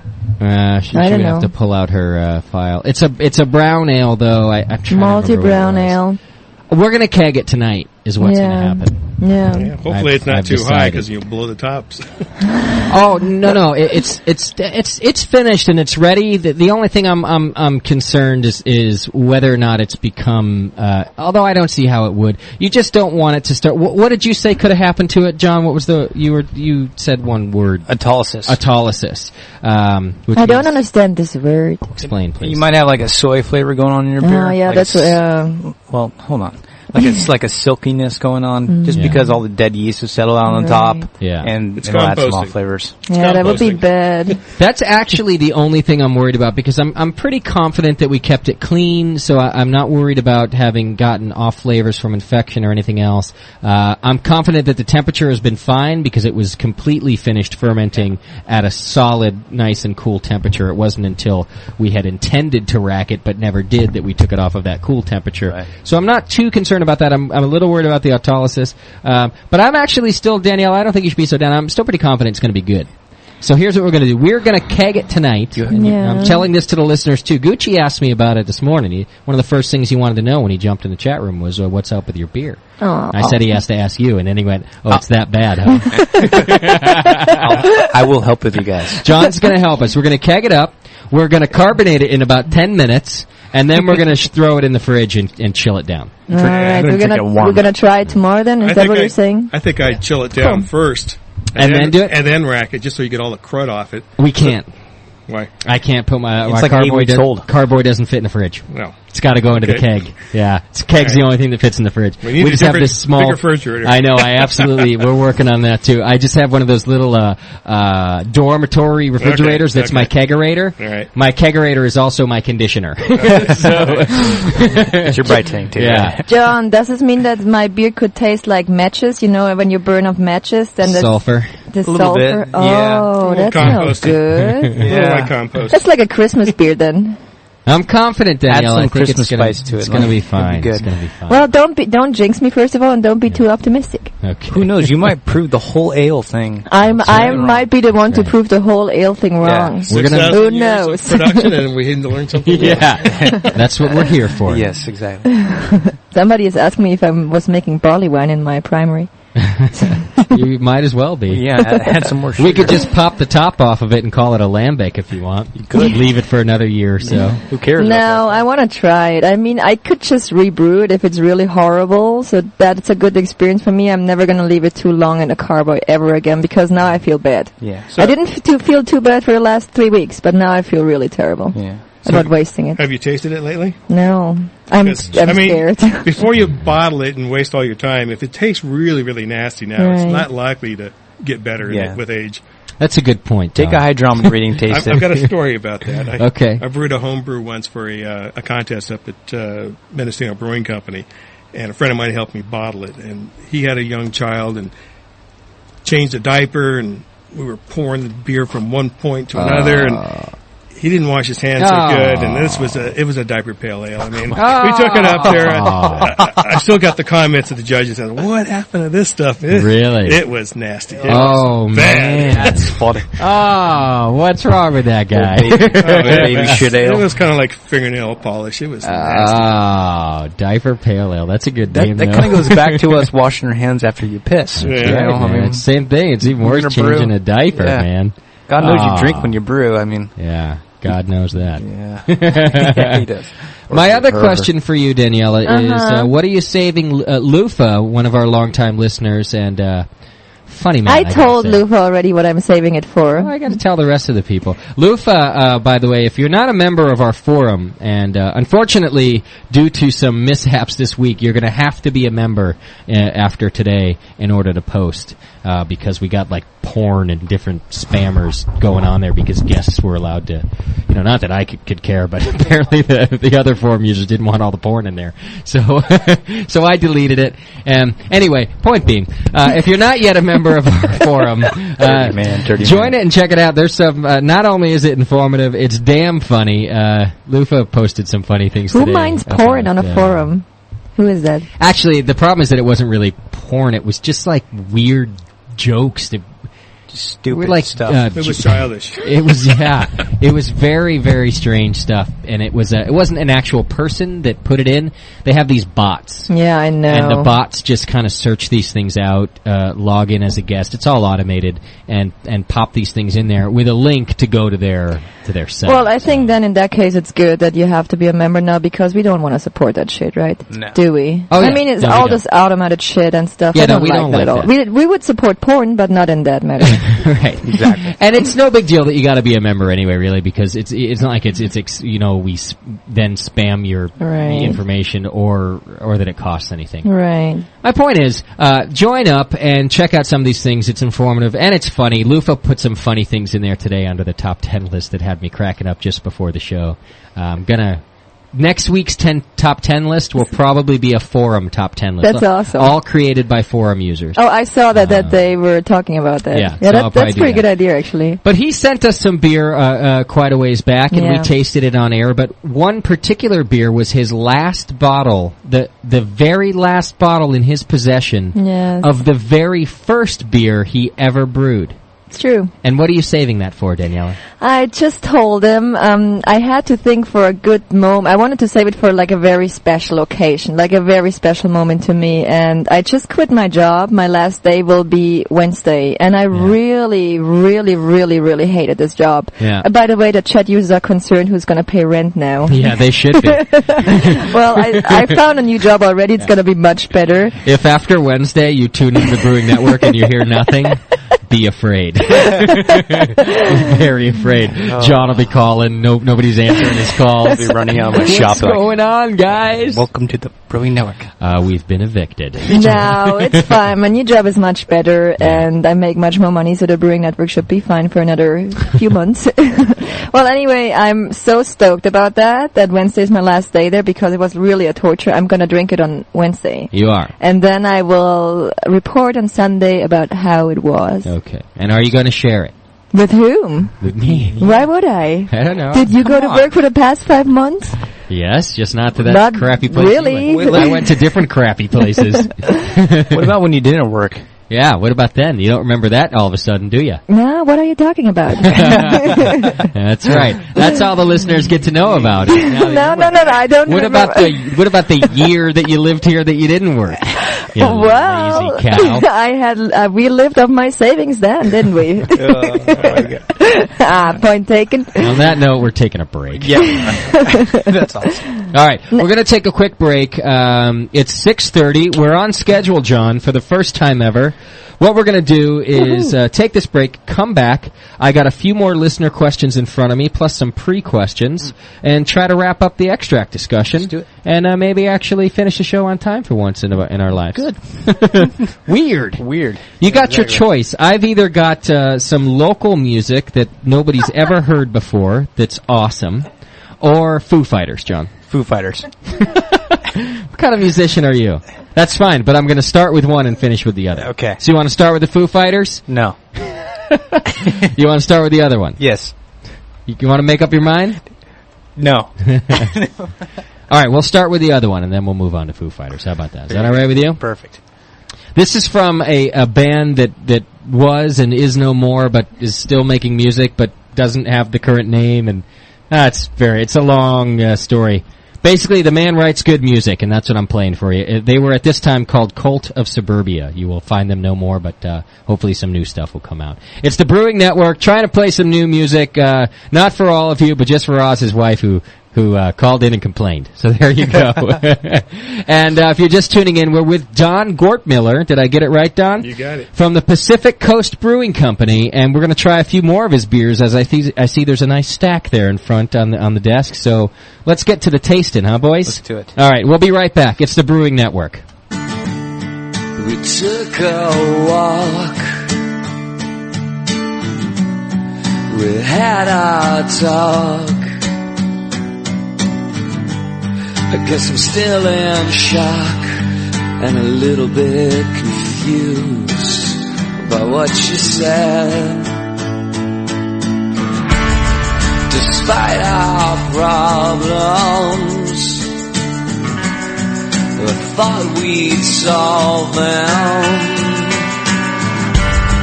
but you just keep revolving around the same sad thing. You're driving away so slowly. You're driving away so lonely. The seconds are hours, the hours are days that you're driving away.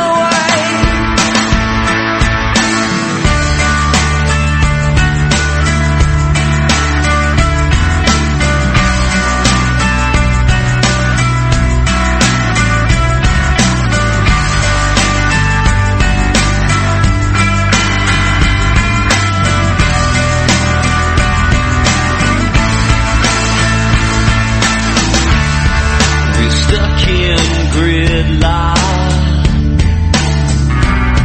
I feel your heart stop,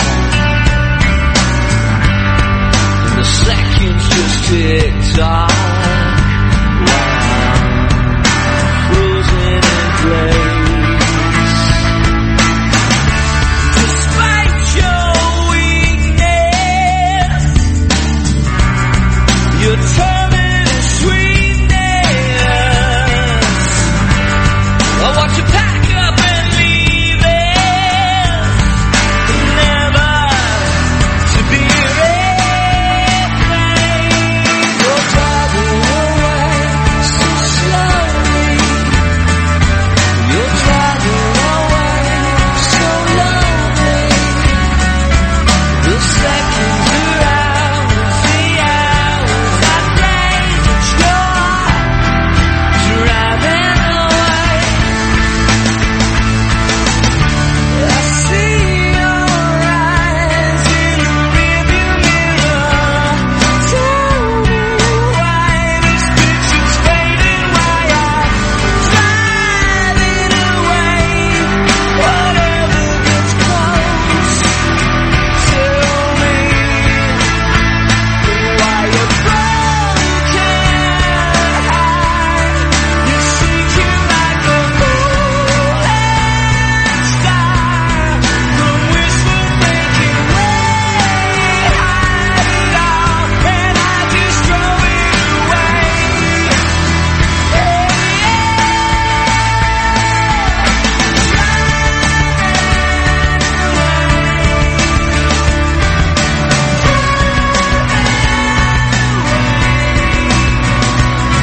The seconds are hours, the hours are days that you're driving away.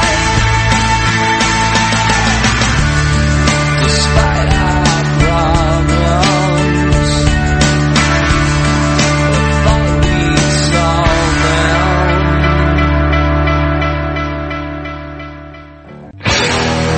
them. The Brewing Network, saving your life. One beer at a time. We're back, Johnny. Oh, you did. You muted me. I did. It was an accident, though. Wow! Where's Oz today, Danielle? I haven't heard from him all day. He's doing just fine. His wife is in a chat room and she says, thank you for the song. But they're doing just fine. I have another thing from the chat room that I want to tell you real quick. Okay. A guy named Clark Head decided to visit Vinny's brewery after he heard Vinny on the show. Isn't that awesome? Oh, and did he tell him that that's the reason he was visiting the brewery? I am not positive. Because that's important. Well, it's very important to us that happens, and the guests who come in here start to know that people actually listen to us.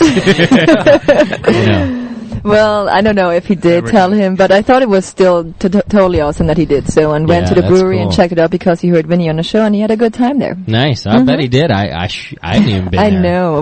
We gotta go there really bad. Yeah. Awesome. It's when I just heard a speech given by Sean O'Sullivan from 21st Amendment. He was our guest a few weeks ago. And he was talking about how funny it is to go into Russian River Brew Pub up there because, it's a regular bar and it's in a very blue collar part of our state. Lots of farm workers and different, it's just very blue collar where your typical vision of the 5:30 happy hour is, a bunch of blue collar sitting around drinking the Bud or whatever giant beer happens to be around. These guys are all drinking Belgians out of snifters. Yeah. I mean, they got their mechanic shirt on, and they're all pushed up to the bar drinking Vinny's, Belgians out of the snifter. Good for Vinny. Some of those have got some pretty good octane. Yeah, exactly. Some of them. But it's just, he's just telling the story as it's very interesting what you can do and how things are changing, and so of course certain areas are different than others. Sure. The Russian River area is But that says a lot about good beer. Yeah. I mean, it does. Well, that's cool. I'm glad our listeners. Yeah, and then another two announcements. Oz needs me to let you something know. He changed his name. He's a totally different person now in the chat room. Are you ready? Yeah. The name is Fancy Osbrew Mumu of Mooington. Of Mooington? Town. Yeah. Mooingtown. Can you make that? I don't even understand her sometimes. She's my girlfriend. Does that really matter? What is it again? I just read it to you. Fancy Osbrew Moo of Mooington. He gets longer every week is all it is. That's all that changes with Oz is he just tries to make it longer. His girlfriend or wife, I don't really know what their situation is. I think it's his wife. I'm not sure. Okay, well, her name is Mrs. Mumu. Mrs. Mumu. And she's in there under a separate name? Yeah, she's at work actually and is listening to the show, which is awesome. And is she okay that I've played new music this week? I just told you. She's very happy about that. I don't know if she really likes it, but I think she appreciates your effort anyway. Yeah. And then also, somebody just asked me for some advice. Of course, not beer advice, but like advice about Germany and Europe. Okay. Whenever somebody needs advice in that matter, just send me an email because I have an email address now, which is that's right. Daniela@thebrewingnetwork.com. Nice. You can address just anything to me, and I'll get back to you. Your name? Yes, because it's Daniela with one L. It's Daniela with one L. This is how I spell my name. Go for it. Daniela. There you go. Daniela at thebrewingnetwork.com. I'm pretty good at spelling already. yeah, you are. All right, that's it from me. All right. Hey, are we going to play tonight? Yes, it's time for Stump the Brewer. Yes. I don't know if you caught that in any of our archives, Don. I don't think I listened that far. Well, it's just a good way. Don very generously brought some shirts for us to give away. Let me look through and see what we got here. So we got some things to give away, like whole bag there. Like we love to do. Oh yeah, we got some good stuff here. Nice. We got 1, 2, 3, 4. Oh goodness sakes! What you guys, size? You're hitting the jackpots today. Large and extra large. XL. Large and extra large. Okay, we got some very nice Pacific Coast Brewing Company. They say where they're from, Oakland, California. Raiders colors there. They're rated. Yeah, this one is silver and black right here. Well, we also have A's colors. I like the brewing companies who. Oh yeah, I saw that at the bottom of the bag. You got the Oakland A's colors too. I like it when you put where you're from on the brewing company, and it might seem like a. It goes without saying you put where your brewery's from, but a lot of brewing companies don't. They just go for that brand recognition. Yeah. But this kind of shirt's cool to wear out of state because it says Oakland, California. You've been there kind of thing, even if you haven't. It's good enough. It's good. I wear shirts all the time, places I have not been.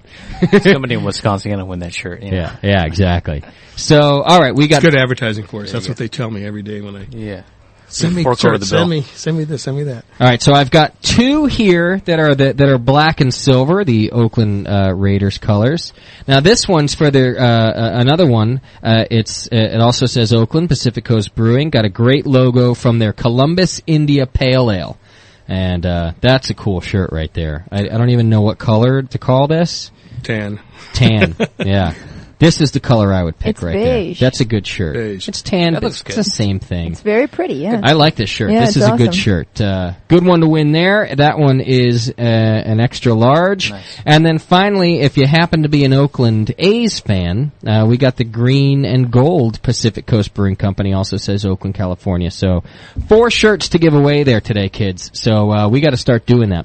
As usual, part of it we'll do Stump the Brewer. Could be easy. I'm going to set some guidelines now, like we've been doing for the past couple weeks. And as the more shipping John does, the more he notices repeat addresses. Yeah. I apologize. You ever notice if you tune into regular radio stations, they say members of the family of the radio aren't allowed to win, and if you've won in the last 6 months, you're not allowed to win, and things like that. We're going to try to start doing that just to spread the love a little bit and get some people participating that kind of hang out but don't usually participate. So get your Stump the Brewer questions ready. Doc, you're welcome to play from Oz Brewer, Fancy Moo Moo, Oz Town, whatever his name is now this week. I don't know. Hey, you. You're welcome to play, but I can't send you a shirt. I apologize. John won't let me. No. You know who you are. If you've won several times, just you're welcome to play the game, but you're not going to win. We want to encourage some people who have not received anything from us to play the game. So, like I did last week, I will take a caller who's never called in before. And just for calling in, you don't even have to stump the brewer. I'd like to just to get a caller who's never called. I'll give you a shirt just for calling. So 888-401-BEER. First caller to call in, you get a shirt as long as we've never sent you one or talked to you before. Yeah. Just like to get some fresh faces on there. I will know. We had some people from New York come out to see me at the brewery, John. You sent them over there, and I wasn't there. I was off that day. I wonder where they are. I've not heard from them. They were cool people. I would have expected... They listen to the show all the time. They just stopped in at B3 and said, where's Justin? Well, they were visiting family, and then they came to the homebrew shop where they order from. Okay. And then they knew that I was affiliated with B3, and it's like, we'll go to Pyramid, and somewhere over there you'll find Jay. Right. Back where it is somewhere. And, so I was told that they came to hang out, but I wasn't there, and I haven't heard... I would expected that they went back to New York and then wrote me, hey, we tried to find you and never found you. But I've not heard from them, so I'm wondering where they are. I don't know why I thought of that. I just was thinking of new callers I don't know either. Prizes I haven't given away. And all right, so 888-401-BEER. Be a caller who's never called before, and we'll give you a shirt. How's Stump the Brewer going over there? They got some questions already? Not going yet. No, they're lagging today, huh? It's just funny because Fancy is in trouble now with his wife. There's a phone call. Girlfriend, I'm sorry. With his girlfriend. I thought it was his wife. That's close enough. He doesn't know. Yeah. Okay, so while we got our caller on the air now, so we'll see if that's someone we can give a shirt to. And they're working on the Stump the Brewer. If you're new to the show, here's the way Stump the Brewer works. You come up with a question. It's got to be beer related, although we don't care how difficult it is. It just has to be beer related. And if the brewer can answer it, you don't win a shirt. Thanks for the question, but sorry. If you stump the brewer, you get a shirt. That's all. And basically, Don, as a warning, here's what happens. It happened to us, was it last week that Bison was in here? Yep. The guy from Bison was, sharp. He was probably the best we've ever had in here at the trivia. And, just answered the most random questions. But it doesn't matter how good you are, they're relentless. You will keep getting questions until you fail. So I'm just gonna give you, cause they want the shirt, so just as a warning. Okay, we've got a caller on the air now. The Brewing Network. I didn't mean to play that. That was cool. Okay. Segue. Let's see who we've got here. Who's it called? The Brewing Network, you're on the air. Hi, this is Greg from Cleveland, Ohio. Cleveland, Ohio. That's the first. Did I call in first? Yes, you're the first one, Greg. You get a shirt. Right, cool. great. Hey, what are you up to out there? Well, I did a brew day yesterday. What'd you brew? Yesterday I tried to clone a Bass Ale. Oh, okay. And it's working pretty good down in the kegerator. Extract or all grain? No, all grain. All grain, attaboy. Nice. Okay. And what are you drinking tonight? Tonight I'm drinking wussy beer. Oh, yeah? What is wussy beer? Yeah. Coors Light? No, a little better than that. Budweiser. Okay. Yeah. Hey, I like that. There goes our Coors Light guest. That's right.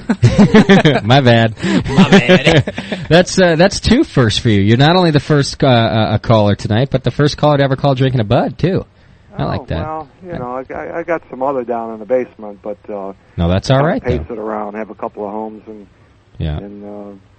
that's the way to do it. Cheap stuff. See, now maybe we can go back and ask Bud to be on the show. They should be, because we've had a caller in who's drinking Bud. Yeah, I'll bother them. I got a friend who loves to microbrew and the craft brews, and he's a home brewer, but pretty much in between, he'll have 2 or 3 craft or home brews, and then he goes back to Coors Light every time and has a couple Coors Lights because he feels like it cleanse your palate. It cleanses his palate, and he's able to continue drinking because if he stayed with the heavier IPAs or whatever he's drinking all night long, you're wasted. You're wasted. He's in bed by 10, 9:30. Well, that's kind of how I do it. Yeah, it's not a bad idea. I'm telling you. That's responsible drinking.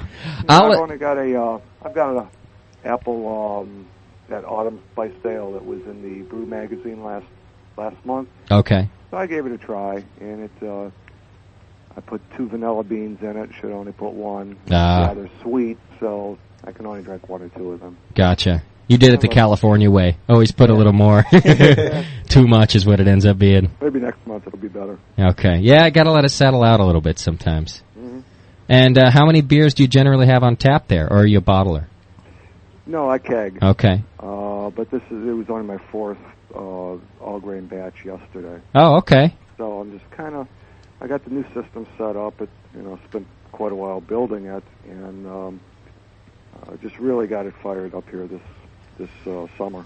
And what kind of system are we talking about here? Did you just build it yourself? Yeah, I just searched around the net and looked at what other people had. So I got 3 kegs together and just made a recirculation, hot water recirculation. That's the way to do it. Yeah, a couple pumps and because those sculptures, as much as I like them, you got I didn't wind up over top of my head. Yeah, you got to take a mortgage out on your house. Yeah, And I'd take a mortgage out of mine, except that I don't own it, so it might piss off my landlord. It's working out pretty good. I'm still tweaking it, but okay. I got one of the members from the local club here in Cleveland to stop over and give me a hand yesterday. So we had fun with it, and got some microbrews to go along with it.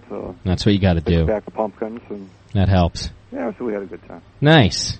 Very nice. Yeah, I got to build me an all green, I think, John. I found a book today. You could do it. You build the studio. I could do it. Yeah, it takes time. I found a book today that's just all about building homebrew equipment. Where did you find that? I just was, in my I spent a good amount of time on Sundays searching for material for the show, and as I'm looking around just beer related sites, I end up getting sidetracked and looking at different books and whatnot. Awesome. And this book, it even advertises itself as it says, hey, you can pick these up, most of these things that I tell you how to build at your local homebrew shop, but you're going to pay for them, and you could do them at home just the same. So take this book, I give you pictures, I'll show you the whole thing, and I don't know if it's any good. I really just saw the cover and read the brief description of it. But you can do it cheap if you want to, do the cooler method. Yeah. Use a GOT cooler, but right. I spent 2 years putting it all together, and I figured I'd just go all stainless and a little at a time. See, that's kind of what I would rather do too, because I can keep brewing the whole time on my mini mash. So why not just kind of slowly put it together? I mean, look how long it's taken me. I'm just barely trying to get to 10 gallons instead of my partial boil 5. But you also know your system though too. Yeah, you built it. Yeah, that's true too. You know how everything works and all that business. All right, well, keep up the good work, and thanks for calling in. All you got to do is send me an email. Just give your name and say where you're from again, because that's how I'll reference you. And address. And the date of the show, of course, your address. It's justin@thebrewingnetwork.com. You'll find it on the website. On the website? Yeah, it's all on there. And just send me, say you won say you were the caller that won the shirt, and I'll send it to you next week. Very good. Great, thanks for the call. Okay, thanks. All right. I love getting new callers. That's always fun. So that's one shirt gone. Although I should have asked him which one he wanted, huh? Well, just let him know. Let us know in the email. It'd be good. We'll let the other guys pick, and that'll leave one shirt. So there you go. All right, I got 3 more to give away. How are we doing with Stump the Brewer over there? What are these here? Just questions or? Stump the Brewer questions. Uh-oh. Okay. Here we go. I'm in trouble now. Okay, I know the answer to this. I'm stumped. Sure I do. Oh my Stump the broadcaster. Come on, I've been doing this for a while now. The brewcaster. And is Downey Head a new user? Or is he just using a new username? Well, how am I supposed to figure that out? I think he's new. Okay, well, we're going to know. John's got a list. I know. Okay, this is from Downey Head, which is just a fun... What is that? I know it's a place in Southern California, Downey. Okay, are you ready for this? And I'm going to have to try to pronounce this word right. You might know this one, Don. I might. Okay. What is... Oh, man. Senosilicophobia, the fear of. Senosilicophobia. And I can let you read it if I'm pronouncing it wrong. Stupid beer questions? It's the fear of stupid beer questions. I don't know. Okay. The brewer's stumped. John, you're raising your hand? Scared of movies. No. It's not true. Had to try. It is the fear of an empty glass. And that's beer related. It's right. And I suffer from this phobia. So I know the answer to this question. I don't ever really worry about that because I keep them. Yeah, that's right. And for heaven's sake, you own a brewery. That's good question. I like that question. I come across it a lot. Actually, I know it because in searching for trivia for Beer Jeopardy, it often comes up. It's a common just out there question that nobody knows, but it's in the beer trivia logs. You want to see? Oh no, what's his name? Downey Head? That's him. I can't see him. All I see is his kegs. That's him. He's a keg. Showing me pictures of his all grain system there. Okay, Downey Head. Same routine for you. Send me an email, justin@thebrewingnetwork.com, and you're going to have to reference your question, your address. Let me know that it's you. Last week we had somebody, we do this Stump the Brewer, and we had 3 or 4 people call last week that didn't stump the brewer. Right. And we only had one that actually did. And I got emails from 2 people who said that they stumped the brewer. One of them did, the other one didn't. And they're not trying to get something out of us. What I think happens is you're drinking during the show, and you're kind of like, I played Stump, I must have won. And so if you didn't actually win and you don't get a shirt, it's not because we didn't ship it. It's because you didn't win. Hey, somebody from Romania is going to call here and ask for. It's good advertising. Please give me anything you've got that someone is giving you. Yeah. Okay. Do you have anything else for Stump the Brewer? Yes, you know that Fancy Moo likes to play Stump the Brewer reverse, so he made the question, and if the brewer gets stumped, if the brewer knows it, then Fancy's going to save some puppies. Okay. He's going to donate to the Red Cross, which is what he likes to do. He didn't have to donate last week, so I guess that's why he can do it again this week. but this question is just crazy. All right, are you ready for the question? Yes. Fire away. Where in England were the first Golding hops grown, and what was the farmer's name? If you get 1 out of 2, we'll consider you not stumped. Absolutely. Kent. Kent Golding. Very nice. Well, the answer is Cambridge. That's where it was, and the farmer's name is Golding. Is Golding. Hey, yeah. 0 for 0. Okay. Now, I got one here from White Shaman, and I know he's won from us before. Whether or not he's received his shirt, that's a different story. I've taken care of White Shaman. You have? Today, yeah. Okay. Oh, today? Okay. So I can't, White Shaman, I'll ask your question just for fun, and we're going to let John answer this as well. Oh, thanks. But you don't get a shirt, because we already sent you one. Even though I like his name. White Shaman. Okay. What percentage additional bittering do hop pellets provide over whole hops? What percentage? That's so now we're talking utilization here. Yeah, but it's seasonal. I'm trying to remember. It's seasonal. It depends. Well, I think they're more efficient in general. I think they're like... Oh, absolutely. I would say 20 to 30% more. That sounds good to me. All right. They're going to say 20 to 30% to White Shaman, so he's going to have to answer there in the chat room. In the meantime, have you ever used Cooper's extract? I have. You have. And what were your thoughts about that? Well, it's been 15 years, so at the time that I did use it, it was okay. Cooper's is the one that comes in the tin can, right? Right. Yeah. Okay. Cooper's from Australia. It's from Australia, and I think it was Oz that was asking the question. Their dried malt extract is very good. Oh, yeah? Yeah. And do you guys sell that, too? It's not the granulated form, but it's a little finer. Some people complain about that, but it's very good for brewing. It'd be easier to dissolve, I would think. Yeah, that too. The DME I get from you guys is really fine. Is that Cooper's? That's Cooper's. Yeah. In fact, it's so fine that even when you're, like, if I'm pouring into my starter, which is obviously steaming, it'll it'll actually stick all around the bag before it even gets out. Right. Because just any amount of moisture, and it's... I do it backwards now. I put it in dry first and then pour in the hot water because of that exact problem. Okay. Yeah. Gotcha. Good idea. Sugar is hygroscopic. Meaning? It absorbs moisture. Okay. Even in the air. Okay. In fact, a dry malt like that will turn into a rock. Yeah. If you got a hole in the bag somewhere. Right. And what a mess it makes, too, if you're not really putting it in the right, I've gotten it all over my counter and all over my finger. It's like... Ants love it. It's like playing with honey. Oh, is that right? Oh, yeah. I've not had ants yet, although I just jinxed myself, didn't I? How about this, Don? Some advice on starting a microbrewery. How did you do it, and what can you tell us about your experience? Get as much money as you can and then get some more. Because it's not enough? Yeah. Okay. It's really it. I mean, so many people think, well, I calculate this out. It's going to cost me 10 cents a glass, and I'm going to sell it for $4 a thing, and it looks great on the spreadsheet. But there's a lot more to it than that. And hidden costs. Do you have any customers in the area that'll drive 5 miles? And, I mean, realistically, in most brew pub situations, I would say that 90% of their customer base comes within 10 miles of where the pub is. Okay. So the numbers that I've seen have said that there's, a community of 50,000 can normally support one brew pub. Oh, is that what they say? Okay. Somewhere around there. Right. It might be actually lower than that. Right. That's a lot. That's a good number, actually. That's a fair amount. And it kind of makes sense to me. That's why you see all these places go, they're in a community of 20,000 and they go dead. Sure. Unless they're a real tourist destination, they're not going to have a chance. Yeah, that makes sense. It's repeat business. Okay. The answer, by the way, to the hop utilization, according to White Shaman, is 10% additional utilization. 10%. Okay. Although I would have guessed higher like you guys, too. And who knows, maybe it is higher. But White Shaman says 10% doesn't get a shirt anyway. How about that?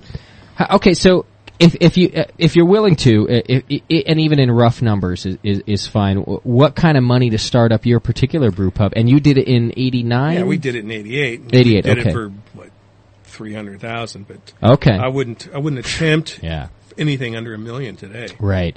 I saw somebody's figures. I'm not going to name the person's figures that I saw, but they just opened a brew pub. Already were a brewery, and then opened a brew pub, and it actually was under $1 million that they had done their estimates.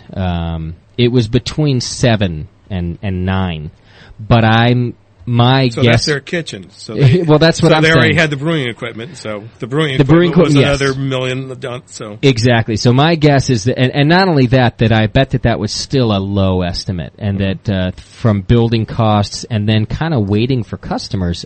How long did it? Were you guys immediately busy, or did you have to twiddle your thumbs for a while? Hey, anybody in the beer business is always twiddling their thumbs waiting for more sales to come in. Okay. I don't know anyone who's, Budweiser's not happy with their sales. They're trying to get the last 10%. Yeah.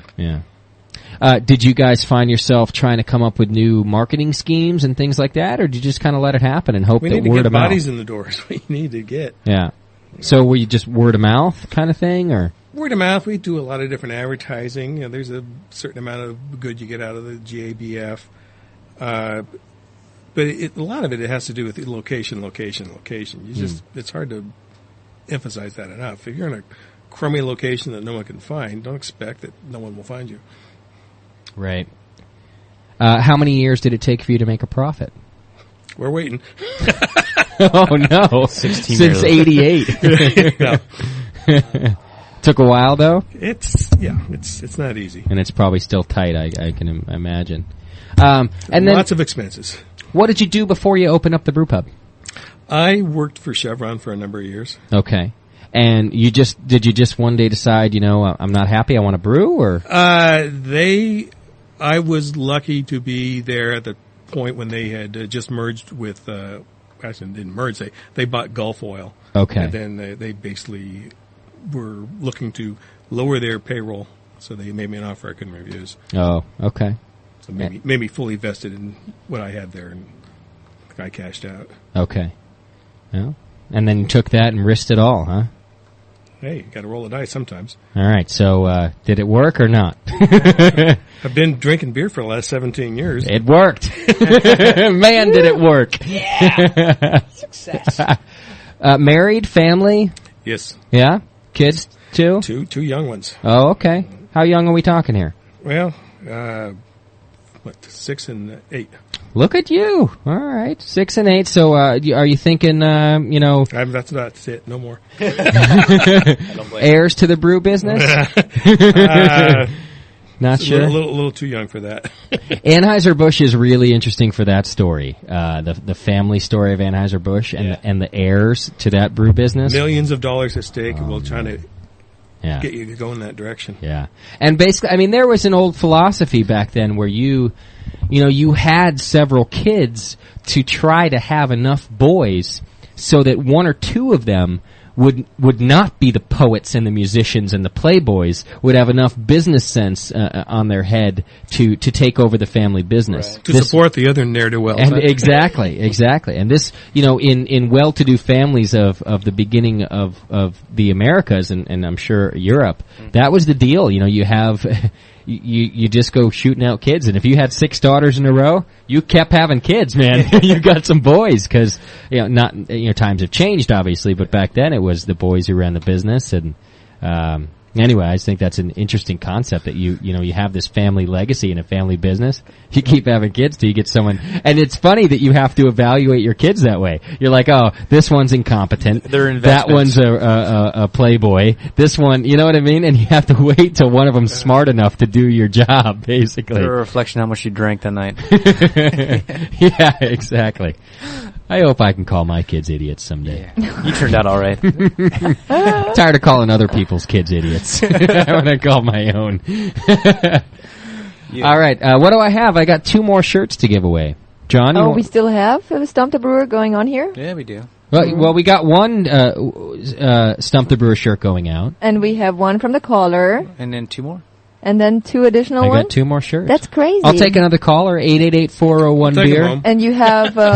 Don will take them home if we don't give them away. There's somebody in Romania who's been writing for me. Is that right? Oh, when you're in the beer business, you get so much email. Can you please send me beer mats, coasters, shirts, glasses, anything you got that's not nailed to the place. Right. In fact, unnail it and send it to me because I'll be good advertising in Romania. Sure. No, I'm a brew pub in Oakland. I don't sell a Romania. You're never going to have it. Yeah. Hey, here's a Stump Justin question. Okay. Cool. Are you ready? Oh, boy. What is the official name for a female brewer? Oh, come on. You studied gender. Yeah, it would gender things. Brewster. It's not different from if it's Brewster. There you go. But that's a homebrew thing. That's I would actually say that in modern times you wouldn't change the name for a female brewer. It is politically incorrect, but through the various beer magazines, Brewster is the term. Brewster? Very good. And it's still being used? Well, there aren't that many of them out there, so yes. I'm going to start a campaign against Brewster. How about that, Daniela? Think it's what does that make you? Hey, there's only actors in the Academy Awards. That's right. There's only actors. There are no longer stewardesses, but they're all flight attendants. There's a phone call. There are female flight actor, attendants. actually. Yeah. I guess that's right. That's right. You don't. Gendered names have become wrong. There's no such thing as an actress. That's right. There are female actors now. Used to be a perfectly good name, but there are no longer waitresses. They're all servers. Right. Everybody is a server now. See. We should give that shirt away to that person. That stupid server with a long hair. Yeah, that's fair. Do we have another caller? Yes. Is it a new caller? You don't know. Okay. Go ahead. You're on the air. Hey, what's going on? Not much. Who are we talking to? Halifax. Hey, Halifax. What's happening? Not much. You want to win a shirt? Well, sure. Have we given you a shirt yet? I've given you some shirts, haven't I? Yeah, you gave me one. Yeah. What kind of shirt did you get? Did you get a Brewing Network shirt or I didn't get a Brewing Network shirt yet. I got your Drake shirt. Oh, nice. You got the from Drake one of the first weeks. Actually, I got it on right now under my sweater. Yeah. Nice. Attaboy. I don't have any more Brewing Network shirts, so I can't give you that. Were you calling for another reason or just to call and say hey? I was just calling to say hey. Where are you at, Halifax? Halifax. Yeah. Oh. And South Georgia, that was East smart. Coast. Oh, there you go. Canada. North of you guys. Yes. I'm going to be in Canada, you know. Where are you going? I'm going to Toronto. Daniela, too.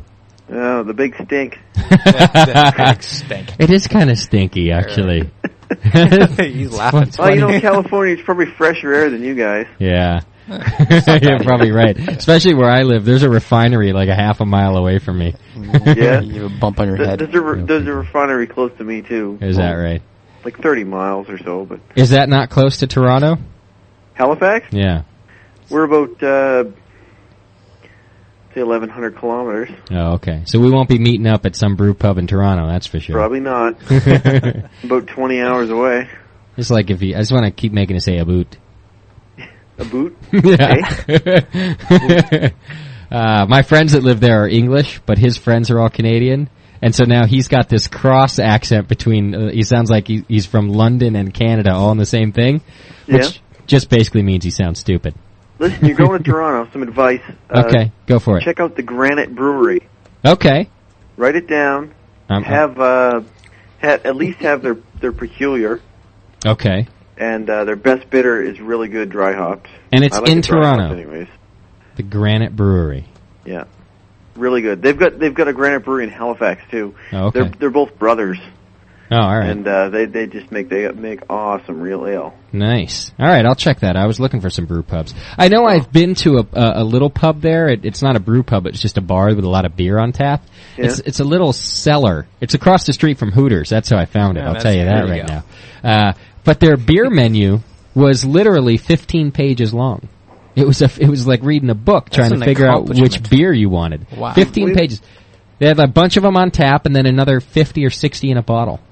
We've got a bar like that here with, I think, 130 taps. Wow. What? It's great. Man, that's hard to keep. You used to be able to get a 77-cent burger and fries. Oh, yeah? That's a deal. Canadian, hey? Yeah. That's Canadian great. Money, too. That's like 50 cents. That's like 8 cents. Sorry. Very funny, American. That's like, very funny. Going there? That's like negative $7. You're pay you to come in there, right? Yeah. No, I love it when I go there. My good friend, he always, instead of having me go to the bank and convert my money, he just hands me a wad of Canadian and I hand him a wad of dollar bills. I never really know who's getting the better deal. I really can't tell. He probably does, though. Yeah. All right. Well, all right. So, Granite Brewery, you got any other tips for me? Don't stay at the Westin. Don't stay at the Westin? Yeah. I got told the gay today. district. I know. Is that what it is? There's a big Toronto is like the San Francisco of Canada. Basically, pretty much. It's in fact, I've been there during their one summer that I went to visit my friends was during their Pride Parade, which is nothing compared to our Pride Parade, but it was some event out there too. Tell you that. That's not that bad. They don't bother you. No, it's cool. I actually like it. It's creative. It's weird. It's different. You like it, do you? It's colorful. In a strange sort of way. I'm yeah. married myself.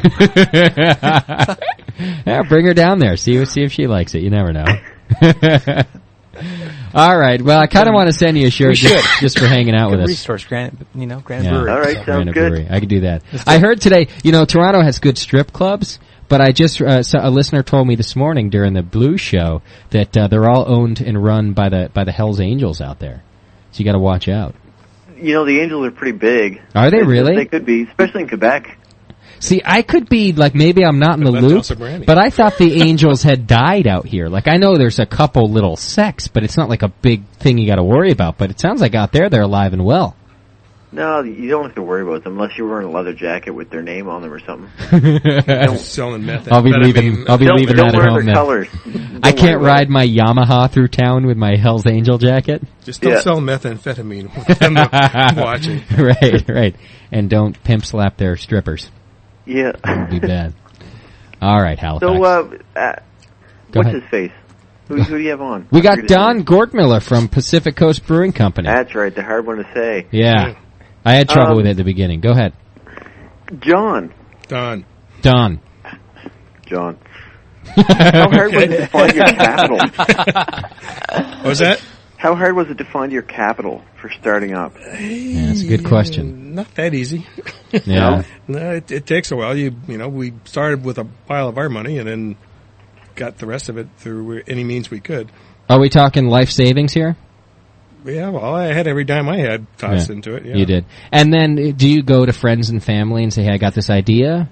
You'd go any place that people will listen. Okay. Did banks give you money as well? Were they into it, or did they say no way? No way. They said no way, huh? Okay. Yeah. See, somebody that's never had a business, never been in the restaurant or the beer business, we're going to give them all kinds of money. Sure. That looks like a good risk. Right. And you guys had your brew system imported as well from England? Actually, we have bought a used system from Palo Alto Brewing, which that's right. used to make, what was the product they made? Can't even remember. It's been so long. Yeah. They morphed into the Tide House at one point. Okay. I know that place, too. And you got the brew system from them? Right. It's in-brewing systems. Okay. I'm thinking about starting up. Are you? What do you do now? Got $1 million, don't know what to do with it. Mechanic. Huh? You're a mechanic? Yeah. All right, you better fix a lot of cars, man. 2 to 5 years. I've got a partner. You could do it. And which one of you is going to brew? MBA, but Are you going to be the brewer, Halifax? Yeah, I will. You will? You brewed before. Have I? Yes. Yeah. Okay. We currently brew 20-gallon batches in my garage. Okay. That helps. Send us some. A lot of people I've talked to who've never brewed, and they're like, I don't think I'll take a class. You know what? Yeah. I talked to a guy in PEI, that's north of Halifax. Okay. Anyways, he started up a brew pub, and he had never brewed before. He had a consultant come in and show him, and he does fine. Really? I'm not sweating the brewery thing. It's the whole business end. Yeah, that's that's always the hard part. It's not coming up. Well, I mean, in beer, you obviously have to have a good product, as with any other company. Flying the desk. Yeah, you can have this great product and this great company, but getting it backed and getting it out there and getting it promoted. The density of population up in Canada is low compared to down here too. Yeah. We've got 350,000 in Halifax. Okay, that's a good number. Two small micros. And Okay. a few brew pubs that don't do that much beer. Right. Our micros do what's advertised as like 2,000 barrels a year. Okay. But from talking to them, they're both doubling their capacity because they just can't make it fast enough. Wow. Well, so that's a good sign. You got a good market for it. Yeah, it's people are just starting to catch on in Canada. Yeah. With the way the States is going, we're a little bit behind you guys. Yeah. Like our dollar. Hey, our dollar's not so great either. Don't worry about it. Yeah, I'm going down south this year, and I think I'm going to buy some American dollars. Are you? Well, it's so good. Yeah, while it's so bad, so that it goes back up. That's a good idea. Man, I always tell the story because I don't have many exchange stories. I went to London, traded in my $100 for pounds. I got back 50 pounds. They took half of my money. And it's not as if then that everything's half the price. It's the same damn price. It's £6 for a beer. What?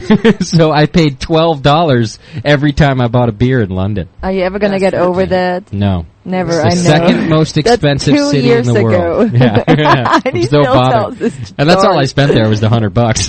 And I'm still bothered by it. We left London after like a Couldn't couple go of much days. more than that. No, I got off at the airport. My trip was ruined before I ever left the airport because I went to the exchange booth at the airport. And he's like, so sorry. gave him my $100. I was feeling good about it. He gave me back 50 2 pounds. beers and a fish and chips, and he's broke. Yeah, exactly. I cried all the way to London. He did. Oh well. Poor boy. Yeah, that's right. All right, Halifax. I'll give you a shirt for hanging out. Look at it this way, man. You're going to double your money coming into Canada. I know that So I you'll like. make it back, right? Actually, every time I go, I do some shopping there because you get clothes and everything for cheap, man. Why not? Yeah, Hey, Halifax, So is it going to maybe- be very cold in Canada already? we're going in No, it's November. It was 13 degrees today. By November? Yeah. When do you come in November? Like End of the first November, half, like the last half? like the 23rd. You probably have a little bit of snow. Not too much. A little bit. It usually No, snows thank you. around the 11th, or the 15th. They don't even sell clothes in California that are ready for the snow. No, I'm kidding. We're like right near ski resorts. Where Buy I a live. toque, man. Bring a toque. That's all I got to say. Yeah, I'm just going to wear a rubber suit. Cover those ears. All right, send me an email. I'll get you a shirt. Later, man. Thanks, buddy. See ya. Bye. All right, that's fun. 2 more to go. That's it. No, one more to go. No, that's it. What? You guys are confusing That's me. 3 I have shirts. I thought we were 2. going to give one to... Unless Don, you want to take one home and give it to the Romanian, No, you can find some. courtesy of the Brewing Network. Well, I have 2 more questions. Meaning that... Who are they from? From Ono Beer and from Gucci. And Gucci claims that he has never won anything from That's us. bollocks. Gucci says so, and he doesn't lie. Gucci, call us up, 888-401-BEER. I want to talk to you. Pretty sure he hasn't. Really? Yeah. How could he never have won? He's on the forum all the time. If he never won, it's because we stiffed him. The guy deserves to have won. I didn't say it. Okay, if he's never won, I'll ask Gucci's question and we'll give him a shirt. Call us up, Gooch. There's 2 questions here from him, right? No, the other one is from Ono Beer. Can you read? No, there's 2 questions on one sheet, you tard. Let me see that again. Can you say that again, you tard? Here, I get that. See? Don't get all snappy with me. Here's what happens to Daniela. She hangs out in the chat room with you guys, and you get her all pumped up about making fun of me. She starts yelling things at me. She doesn't even know what she's talking about. I cross it out for you, retard. So it's only this bottom question? Yes, I want that one. I like it. Gosh. Seems like a long question. What is the life cycle of beer? No. What do you mean, no? That's what you wrote down. That's the answer, no. The life cycle of yeast I wanted to ask, I guess. Well, you wrote down beer. All right. I'm still That's why I said I don't really night. know what to do about this. All right, what is the life cycle of yeast? Life cycle of yeast. It's kind of like a ale or lager. Yeah. Well, first it's alive and then it's dead. What do you want? You feed it, it grows, it multiplies, it makes alcohol. Well, there is a specific life cycle, though. John, do you know the life cycle of yeast? I think only Jameel would be able to answer. If I was to preserve it after fermentation, I'd say ales probably 2 to 3 weeks and lagers 5 to 6 weeks. If you keep it cold, it's cold. Probably longer than that, 2 to 3 months. The brewers are stumped, I would say. It lasts until it goes bad, and then yeah, hey, room temperature, cold. I mean, yeah, on beer, not on beer. I mean, you put it on a slant, and it lasts for years and years and years. Okay, all right. So, my judge is this: I'm not quite sure what the question meant. Me neither. You want a complete biology of beer and yeast, and right. Yes, probably so. Yes. Probably so. Yeast eats sugar. Sugar gets excreted out as carbon dioxide and alcohol, and it starts over again. That's a good rough. That sums it up. Yeah. My answer would have been, it's still alive if it tastes like John's beer. It's past its life cycle if it tastes like my beer. This would have been my answer to that. Well, I mean, awesome. There was a thing not too long ago where some boat that had sunk in England 200 years ago, they dug it up, they found bottles of beer in it, and they opened some up and they ran the yeast through cleaning and washing, and they resurrected the yeast, and then they brewed up a batch of beer and yada, yada, yada. But so right. It was a several hundred-year-old batch of beer that they got some yeast out of, and right. They brewed it further. I think I read about a beer like that today. It's the most expensive beer on the planet, $52 a bottle. Wow. I don't know. Some of those are more expensive than that. Yeah, Don brought in some beers.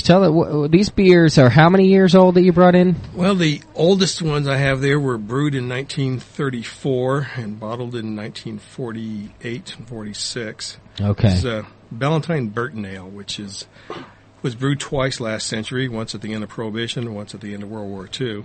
I've got maybe the only 6-pack on the West Coast sitting on the desk right there. And you find them on eBay? Or that's where I found these, yeah. Okay. Or sometimes you were telling us earlier that people auction off their estate, someone's passed away. Well, they'll pick them up at an estate sale, and then they'll end up on eBay or through some brewing auction of some sort. Okay. And those are the best ones to grab because they've had one owner since they were given to them. If you know the provenance of them, that they've been in a wine cellar for the last 30, 40 years, and there's a reasonable chance that they might be drinkable. Now, you opened one of these, you were telling us, in 2002? In 2000, we opened one up around Christmas time. And it was good?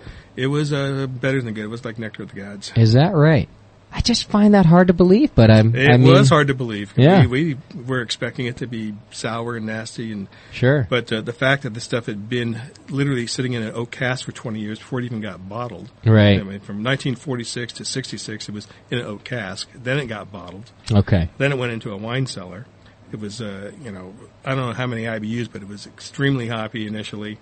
A lot of oak in there, 10% plus alcohol. So all these things lend it to having some longevity. Okay. And it was really tasty. In fact, if you do a Google search of Ballantine Burton Ale, there's a few tasting comments that are out there that okay. sometimes they're good and sometimes they're not. But hopefully we've got a couple that are that are still drinkable. So what's your plan with those? You're going to hang on to them for a while? At some point, we're going to have some kind of a special dinner and have a tasting of extremely old beer. Okay. And that will be the highlight of the evening. Hopefully, we the cracking open these really old bottles, and hopefully some of them will be good. But we'll have a bunch of other old beer there too. Yeah. Okay. That sounds like a good idea. That's a good night. We're talking beer that's all 10% plus alcohol. Right. Really high IBUs. Okay. And hopefully in good shape. Right. Okay. All right. So if we give it to Gucci, then careful plugging that. I wouldn't even plug that in. Then we have to buy another one for Ono Beer. You have to ask Ono Beer's question too. Well, you ran out of shirts. Yeah, that was the fourth shirt. Yeah, why do I have to ask Ono Beer's question also? Well, because you gave it to Halifax for just calling in, and this is why we are responsible for buying a new shirt. I'll pay for it. What year did Anchor Brewing in San Francisco first open? Oh, God, that was 1880 something, I would guess, somewhere in that range. But I know it was before 1900. Didn't Fritz took it over, right? Well, yeah, Fritz took it over, but that was in the 60s. Right. It was down to a 3-man operation when he took it over. But the original Anchor Brewing was back from after the Gold Rush days, so it was somewhere between 1860 and 1880. Probably around 1880 would be my guess. I would say that too. 1860 would be pretty. When's the Gold Rush? 1865. Yeah. So it was 80, 90, somewhere around there. Okay. Oh no, Beer. Give us the answer. Is the answer in there, Daniela? Not yet. Not yet. Okay. Go to the Anchor Brewing website. They should have something. Okay. Oh no. You can just join. Tell us in the chat room there if the brewer was stumped. 1894 is the answer. It's at 80, 90. 80 to 90. Yeah, pretty close. That's very good, actually. Yeah, that is pretty good. Yeah, I'll say not stumped. Not stumped. Okay. You all right with that, Daniela? John? I'm fine with that. Okay. All right. That's all 4 shirts given away then, right? I should be getting 4 emails and 4 emails only. If you have won, please send me an email reference how you won and what show and et cetera, et cetera. And John will be sure to send that right out to you, won't you, John? Exactly. Like how I took care of everything today. That's right. I like that. Yes. I like that. Shipping and handling is only $9.95 a shirt, right? Yeah, exactly. My last question for you, and you should know that in between making fun of me, my listeners look out for me quite a bit, and John as well. So this is one of those questions. It's in 3 parts. What are you going to enter in GABF next year? Do you know? It's hard to tell because the categories change so much from year to year. I don't know if you've ever looked at the category listing. It's like 65, 75 categories. Yeah. And, they got coffee flavored beers and they got so many silly things there that until you actually see their list, it's hard to say. And then it's a question of what we're going to, you got to make something kind of close to then. Otherwise it won't necessarily be any good to send it. Right. This year would have been nice for us to send our ESB, but nitrogenated beer, once you put it in a bottle, just does not pour right. It's not good. It just comes out nasty. Okay. And didn't have our triple made up, so we couldn't do that, and didn't have. So it's just a question of what you've got available when it's that time. Yeah. Typically, we tend to enter our stronger beers. Our Blue Whale has done okay there previously, but it's one of those beers that doesn't have a real category. Yeah. Double American Red Ale, Right. double IPA. I mean, some of these categories are just silly. I really prefer the way they do it at the Great British Beer Festival, where it's like under 4% alcohol and over 4% alcohol, and if it's kegged or in bottles. And they don't care what you call it, does it taste good is the bottom line. They give it 90 points and above gets a gold, 80 points and above gets a silver. And they do it the same in Germany. That's the way I think it too. Who cares what you call it? Does it taste good? Yeah. And there's just too much of I don't know what the deal is at the Great American, but too many silly categories. They give away plenty of medals doing it the other way too. Right. Okay, if you have a booth at the GABF, will you let the Brewing Network do an on-location segment from your booth? Oh, sure.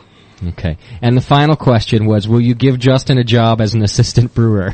Coming from our good friend listener. Yeah, not right now. Yeah. I mean, we've had one... Not from what you've heard about my beer. 1, 2... We had like 3 brewers in 17 years. So is that right? Just a position doesn't open up very often. And you're the head brewer now, or you have another brewer as well? Oh, I'm the brewmaster in name. Okay. I delegate all the work to other people. Gotcha. One other person, actually. And are you designing the recipes and right? Okay.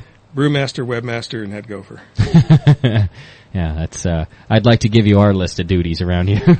We listed all our titles in the business card, John. I saw you vacuum today. Yeah, I'm head vacuumer, and you use Pledge. That's right. I use Pledge. I'm definitely head house cleaner here at the Brewing Network. Yeah, well done. Okay, Don, thank you very much for coming in and talking to us about the commercial extract brewing. I think it's a pretty original segment we've done here, so I appreciate that.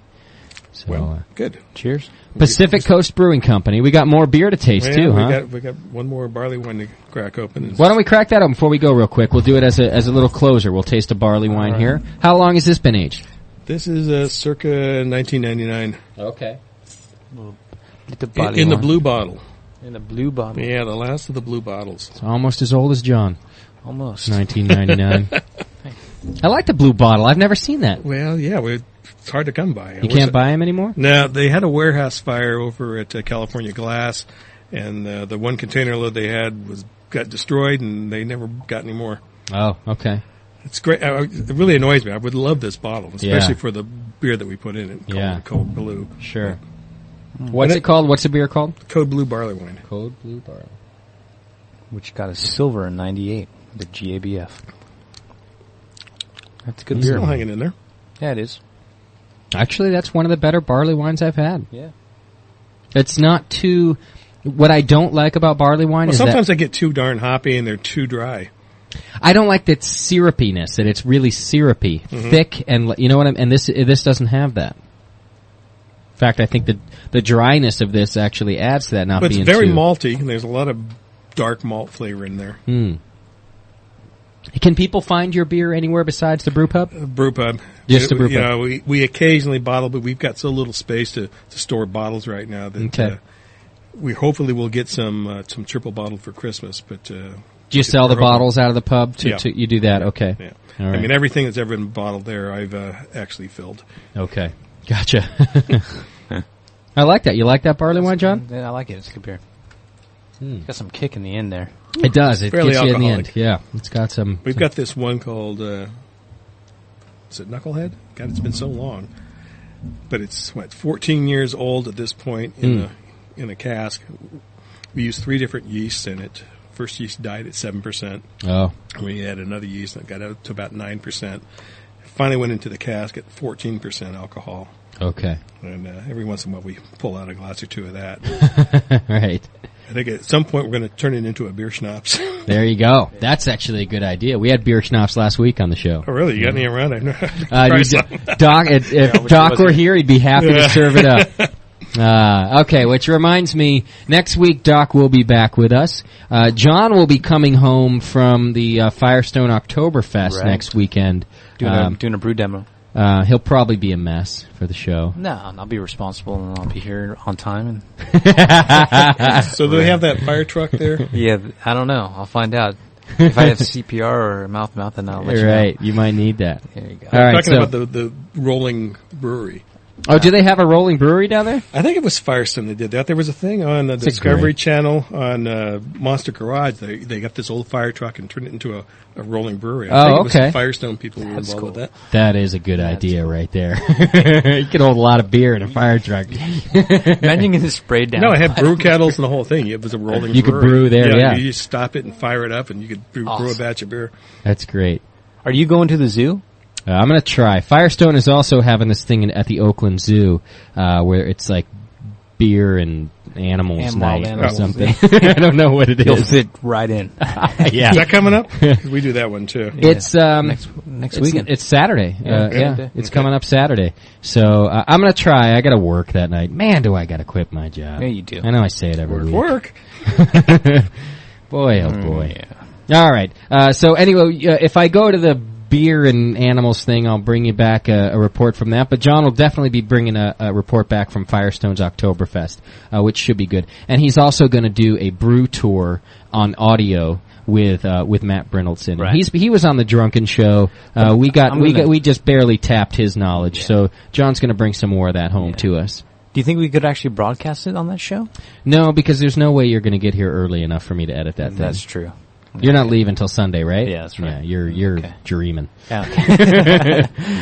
But I will try to edit it that week and get it right up. Okay. So we'll try to do that and put it in our archives. I still have tons of interviews from the Portland Beer Festival. Yeah, to edit and put on the archives too. So these are all in the plans for the new our little facelift. It's a small facelift. It's more of a energizing of the Brewing Network coming up in the next couple months. Some good guests. I'm going to throw out a couple names like, say, Charlie Papazian is going to be on the show. Already booked. We will let you know when that's going to happen. That's some good stuff right there. That is. You know. We have some other breweries from out of state, too. Some out-of-state breweries coming in. So there you go. So stay tuned. You know the deal. We'll be here each week, and we've come up with a new process where we're actually going to try to let you know well in advance of what our topics are going to be. Mm-hmm. Very soon, John and Doc are getting together on it now to really try to get it organized. But we're going to try to keep you updated a month in advance of what our show topics are, so that you can really be prepared and actually even go out and buy beer that's available in your local stores, right. And we'll do some on-air tastings so that we can really all kind of take a drink and taste these things at the same time. I think it'll take a couple of weeks to do that well. Yeah, it will. But just give us a little time. But I'm going to post it in the forum. I'm going to be like, this is what's going on, this is the schedule, okay. And see what the feedback is. All right, cool. So just a couple things for you guys to look forward to. I will be back next Sunday with the Blues Show, although I'm pushing it back to 11 a.m., I think, because most people tend to be tuning in after 11. So 10 o'clock seems to be a little slow. Guys are still brewing or something, or sleeping. I don't know what's happening. Probably that too. So I'll probably push that back to 11 o'clock. We'll do the Blues Show from 11 to 1. And Doc's back in the studio. We do not have a guest booked as of yet for next week. What I'll probably do is bring back some Beer Jeopardy. Of course, we'll have Dr. Scott, and I'll let you know the topic here ASAP. Nice. Sound good? Cheers. Don, thank you again for coming in today. You're welcome. Appreciate it. Check out Pacific Coast Brewing Company in Oakland. And what's your exact web address? It's a link off of our homepage too. But PacificCoastBrewing.com. PacificCoastBrewing.com, or you can link it right off of our webpage too. Daniela, would you like to say goodbye to the folks? Goodbye to the folks at home. All right, we'll see you next week. Pale ale is a friend of mine, and I sure like good barley wine. Chocolate porter, cherry stout, don't you know what I am talking about? Don't you give me that American crude, boys, I want a real homebrew. Homebrew, don't you really love it? Homebrew, can't get enough of it. Homebrew, it blows my mind. I love homebrew all the time. Yeah, I think I have me, well, I have me one right now.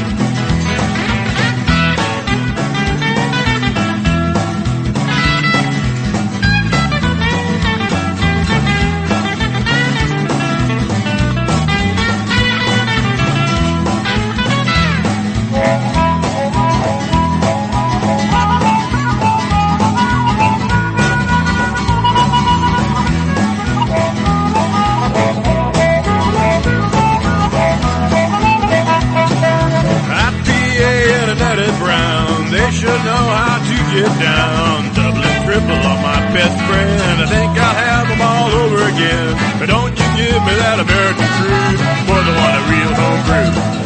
Homebrew, don't you really love that homebrew? Can't get enough of it. Homebrew, it blows my mind. I love homebrew all of the time. Yeah, I think I'll have me, well, I'll have me one right now.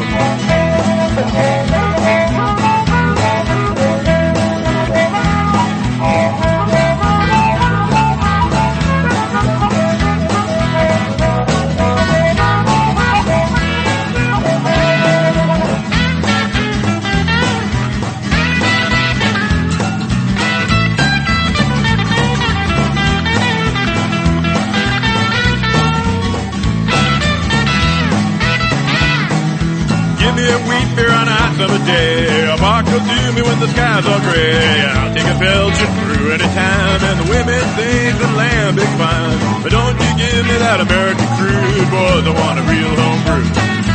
Home brew, don't you really love it that a home brew? Can't get enough of it. Home brew, it blows my mind. I love home brew all of the time. Yeah, I think I'll have me, well, I'm the one right now.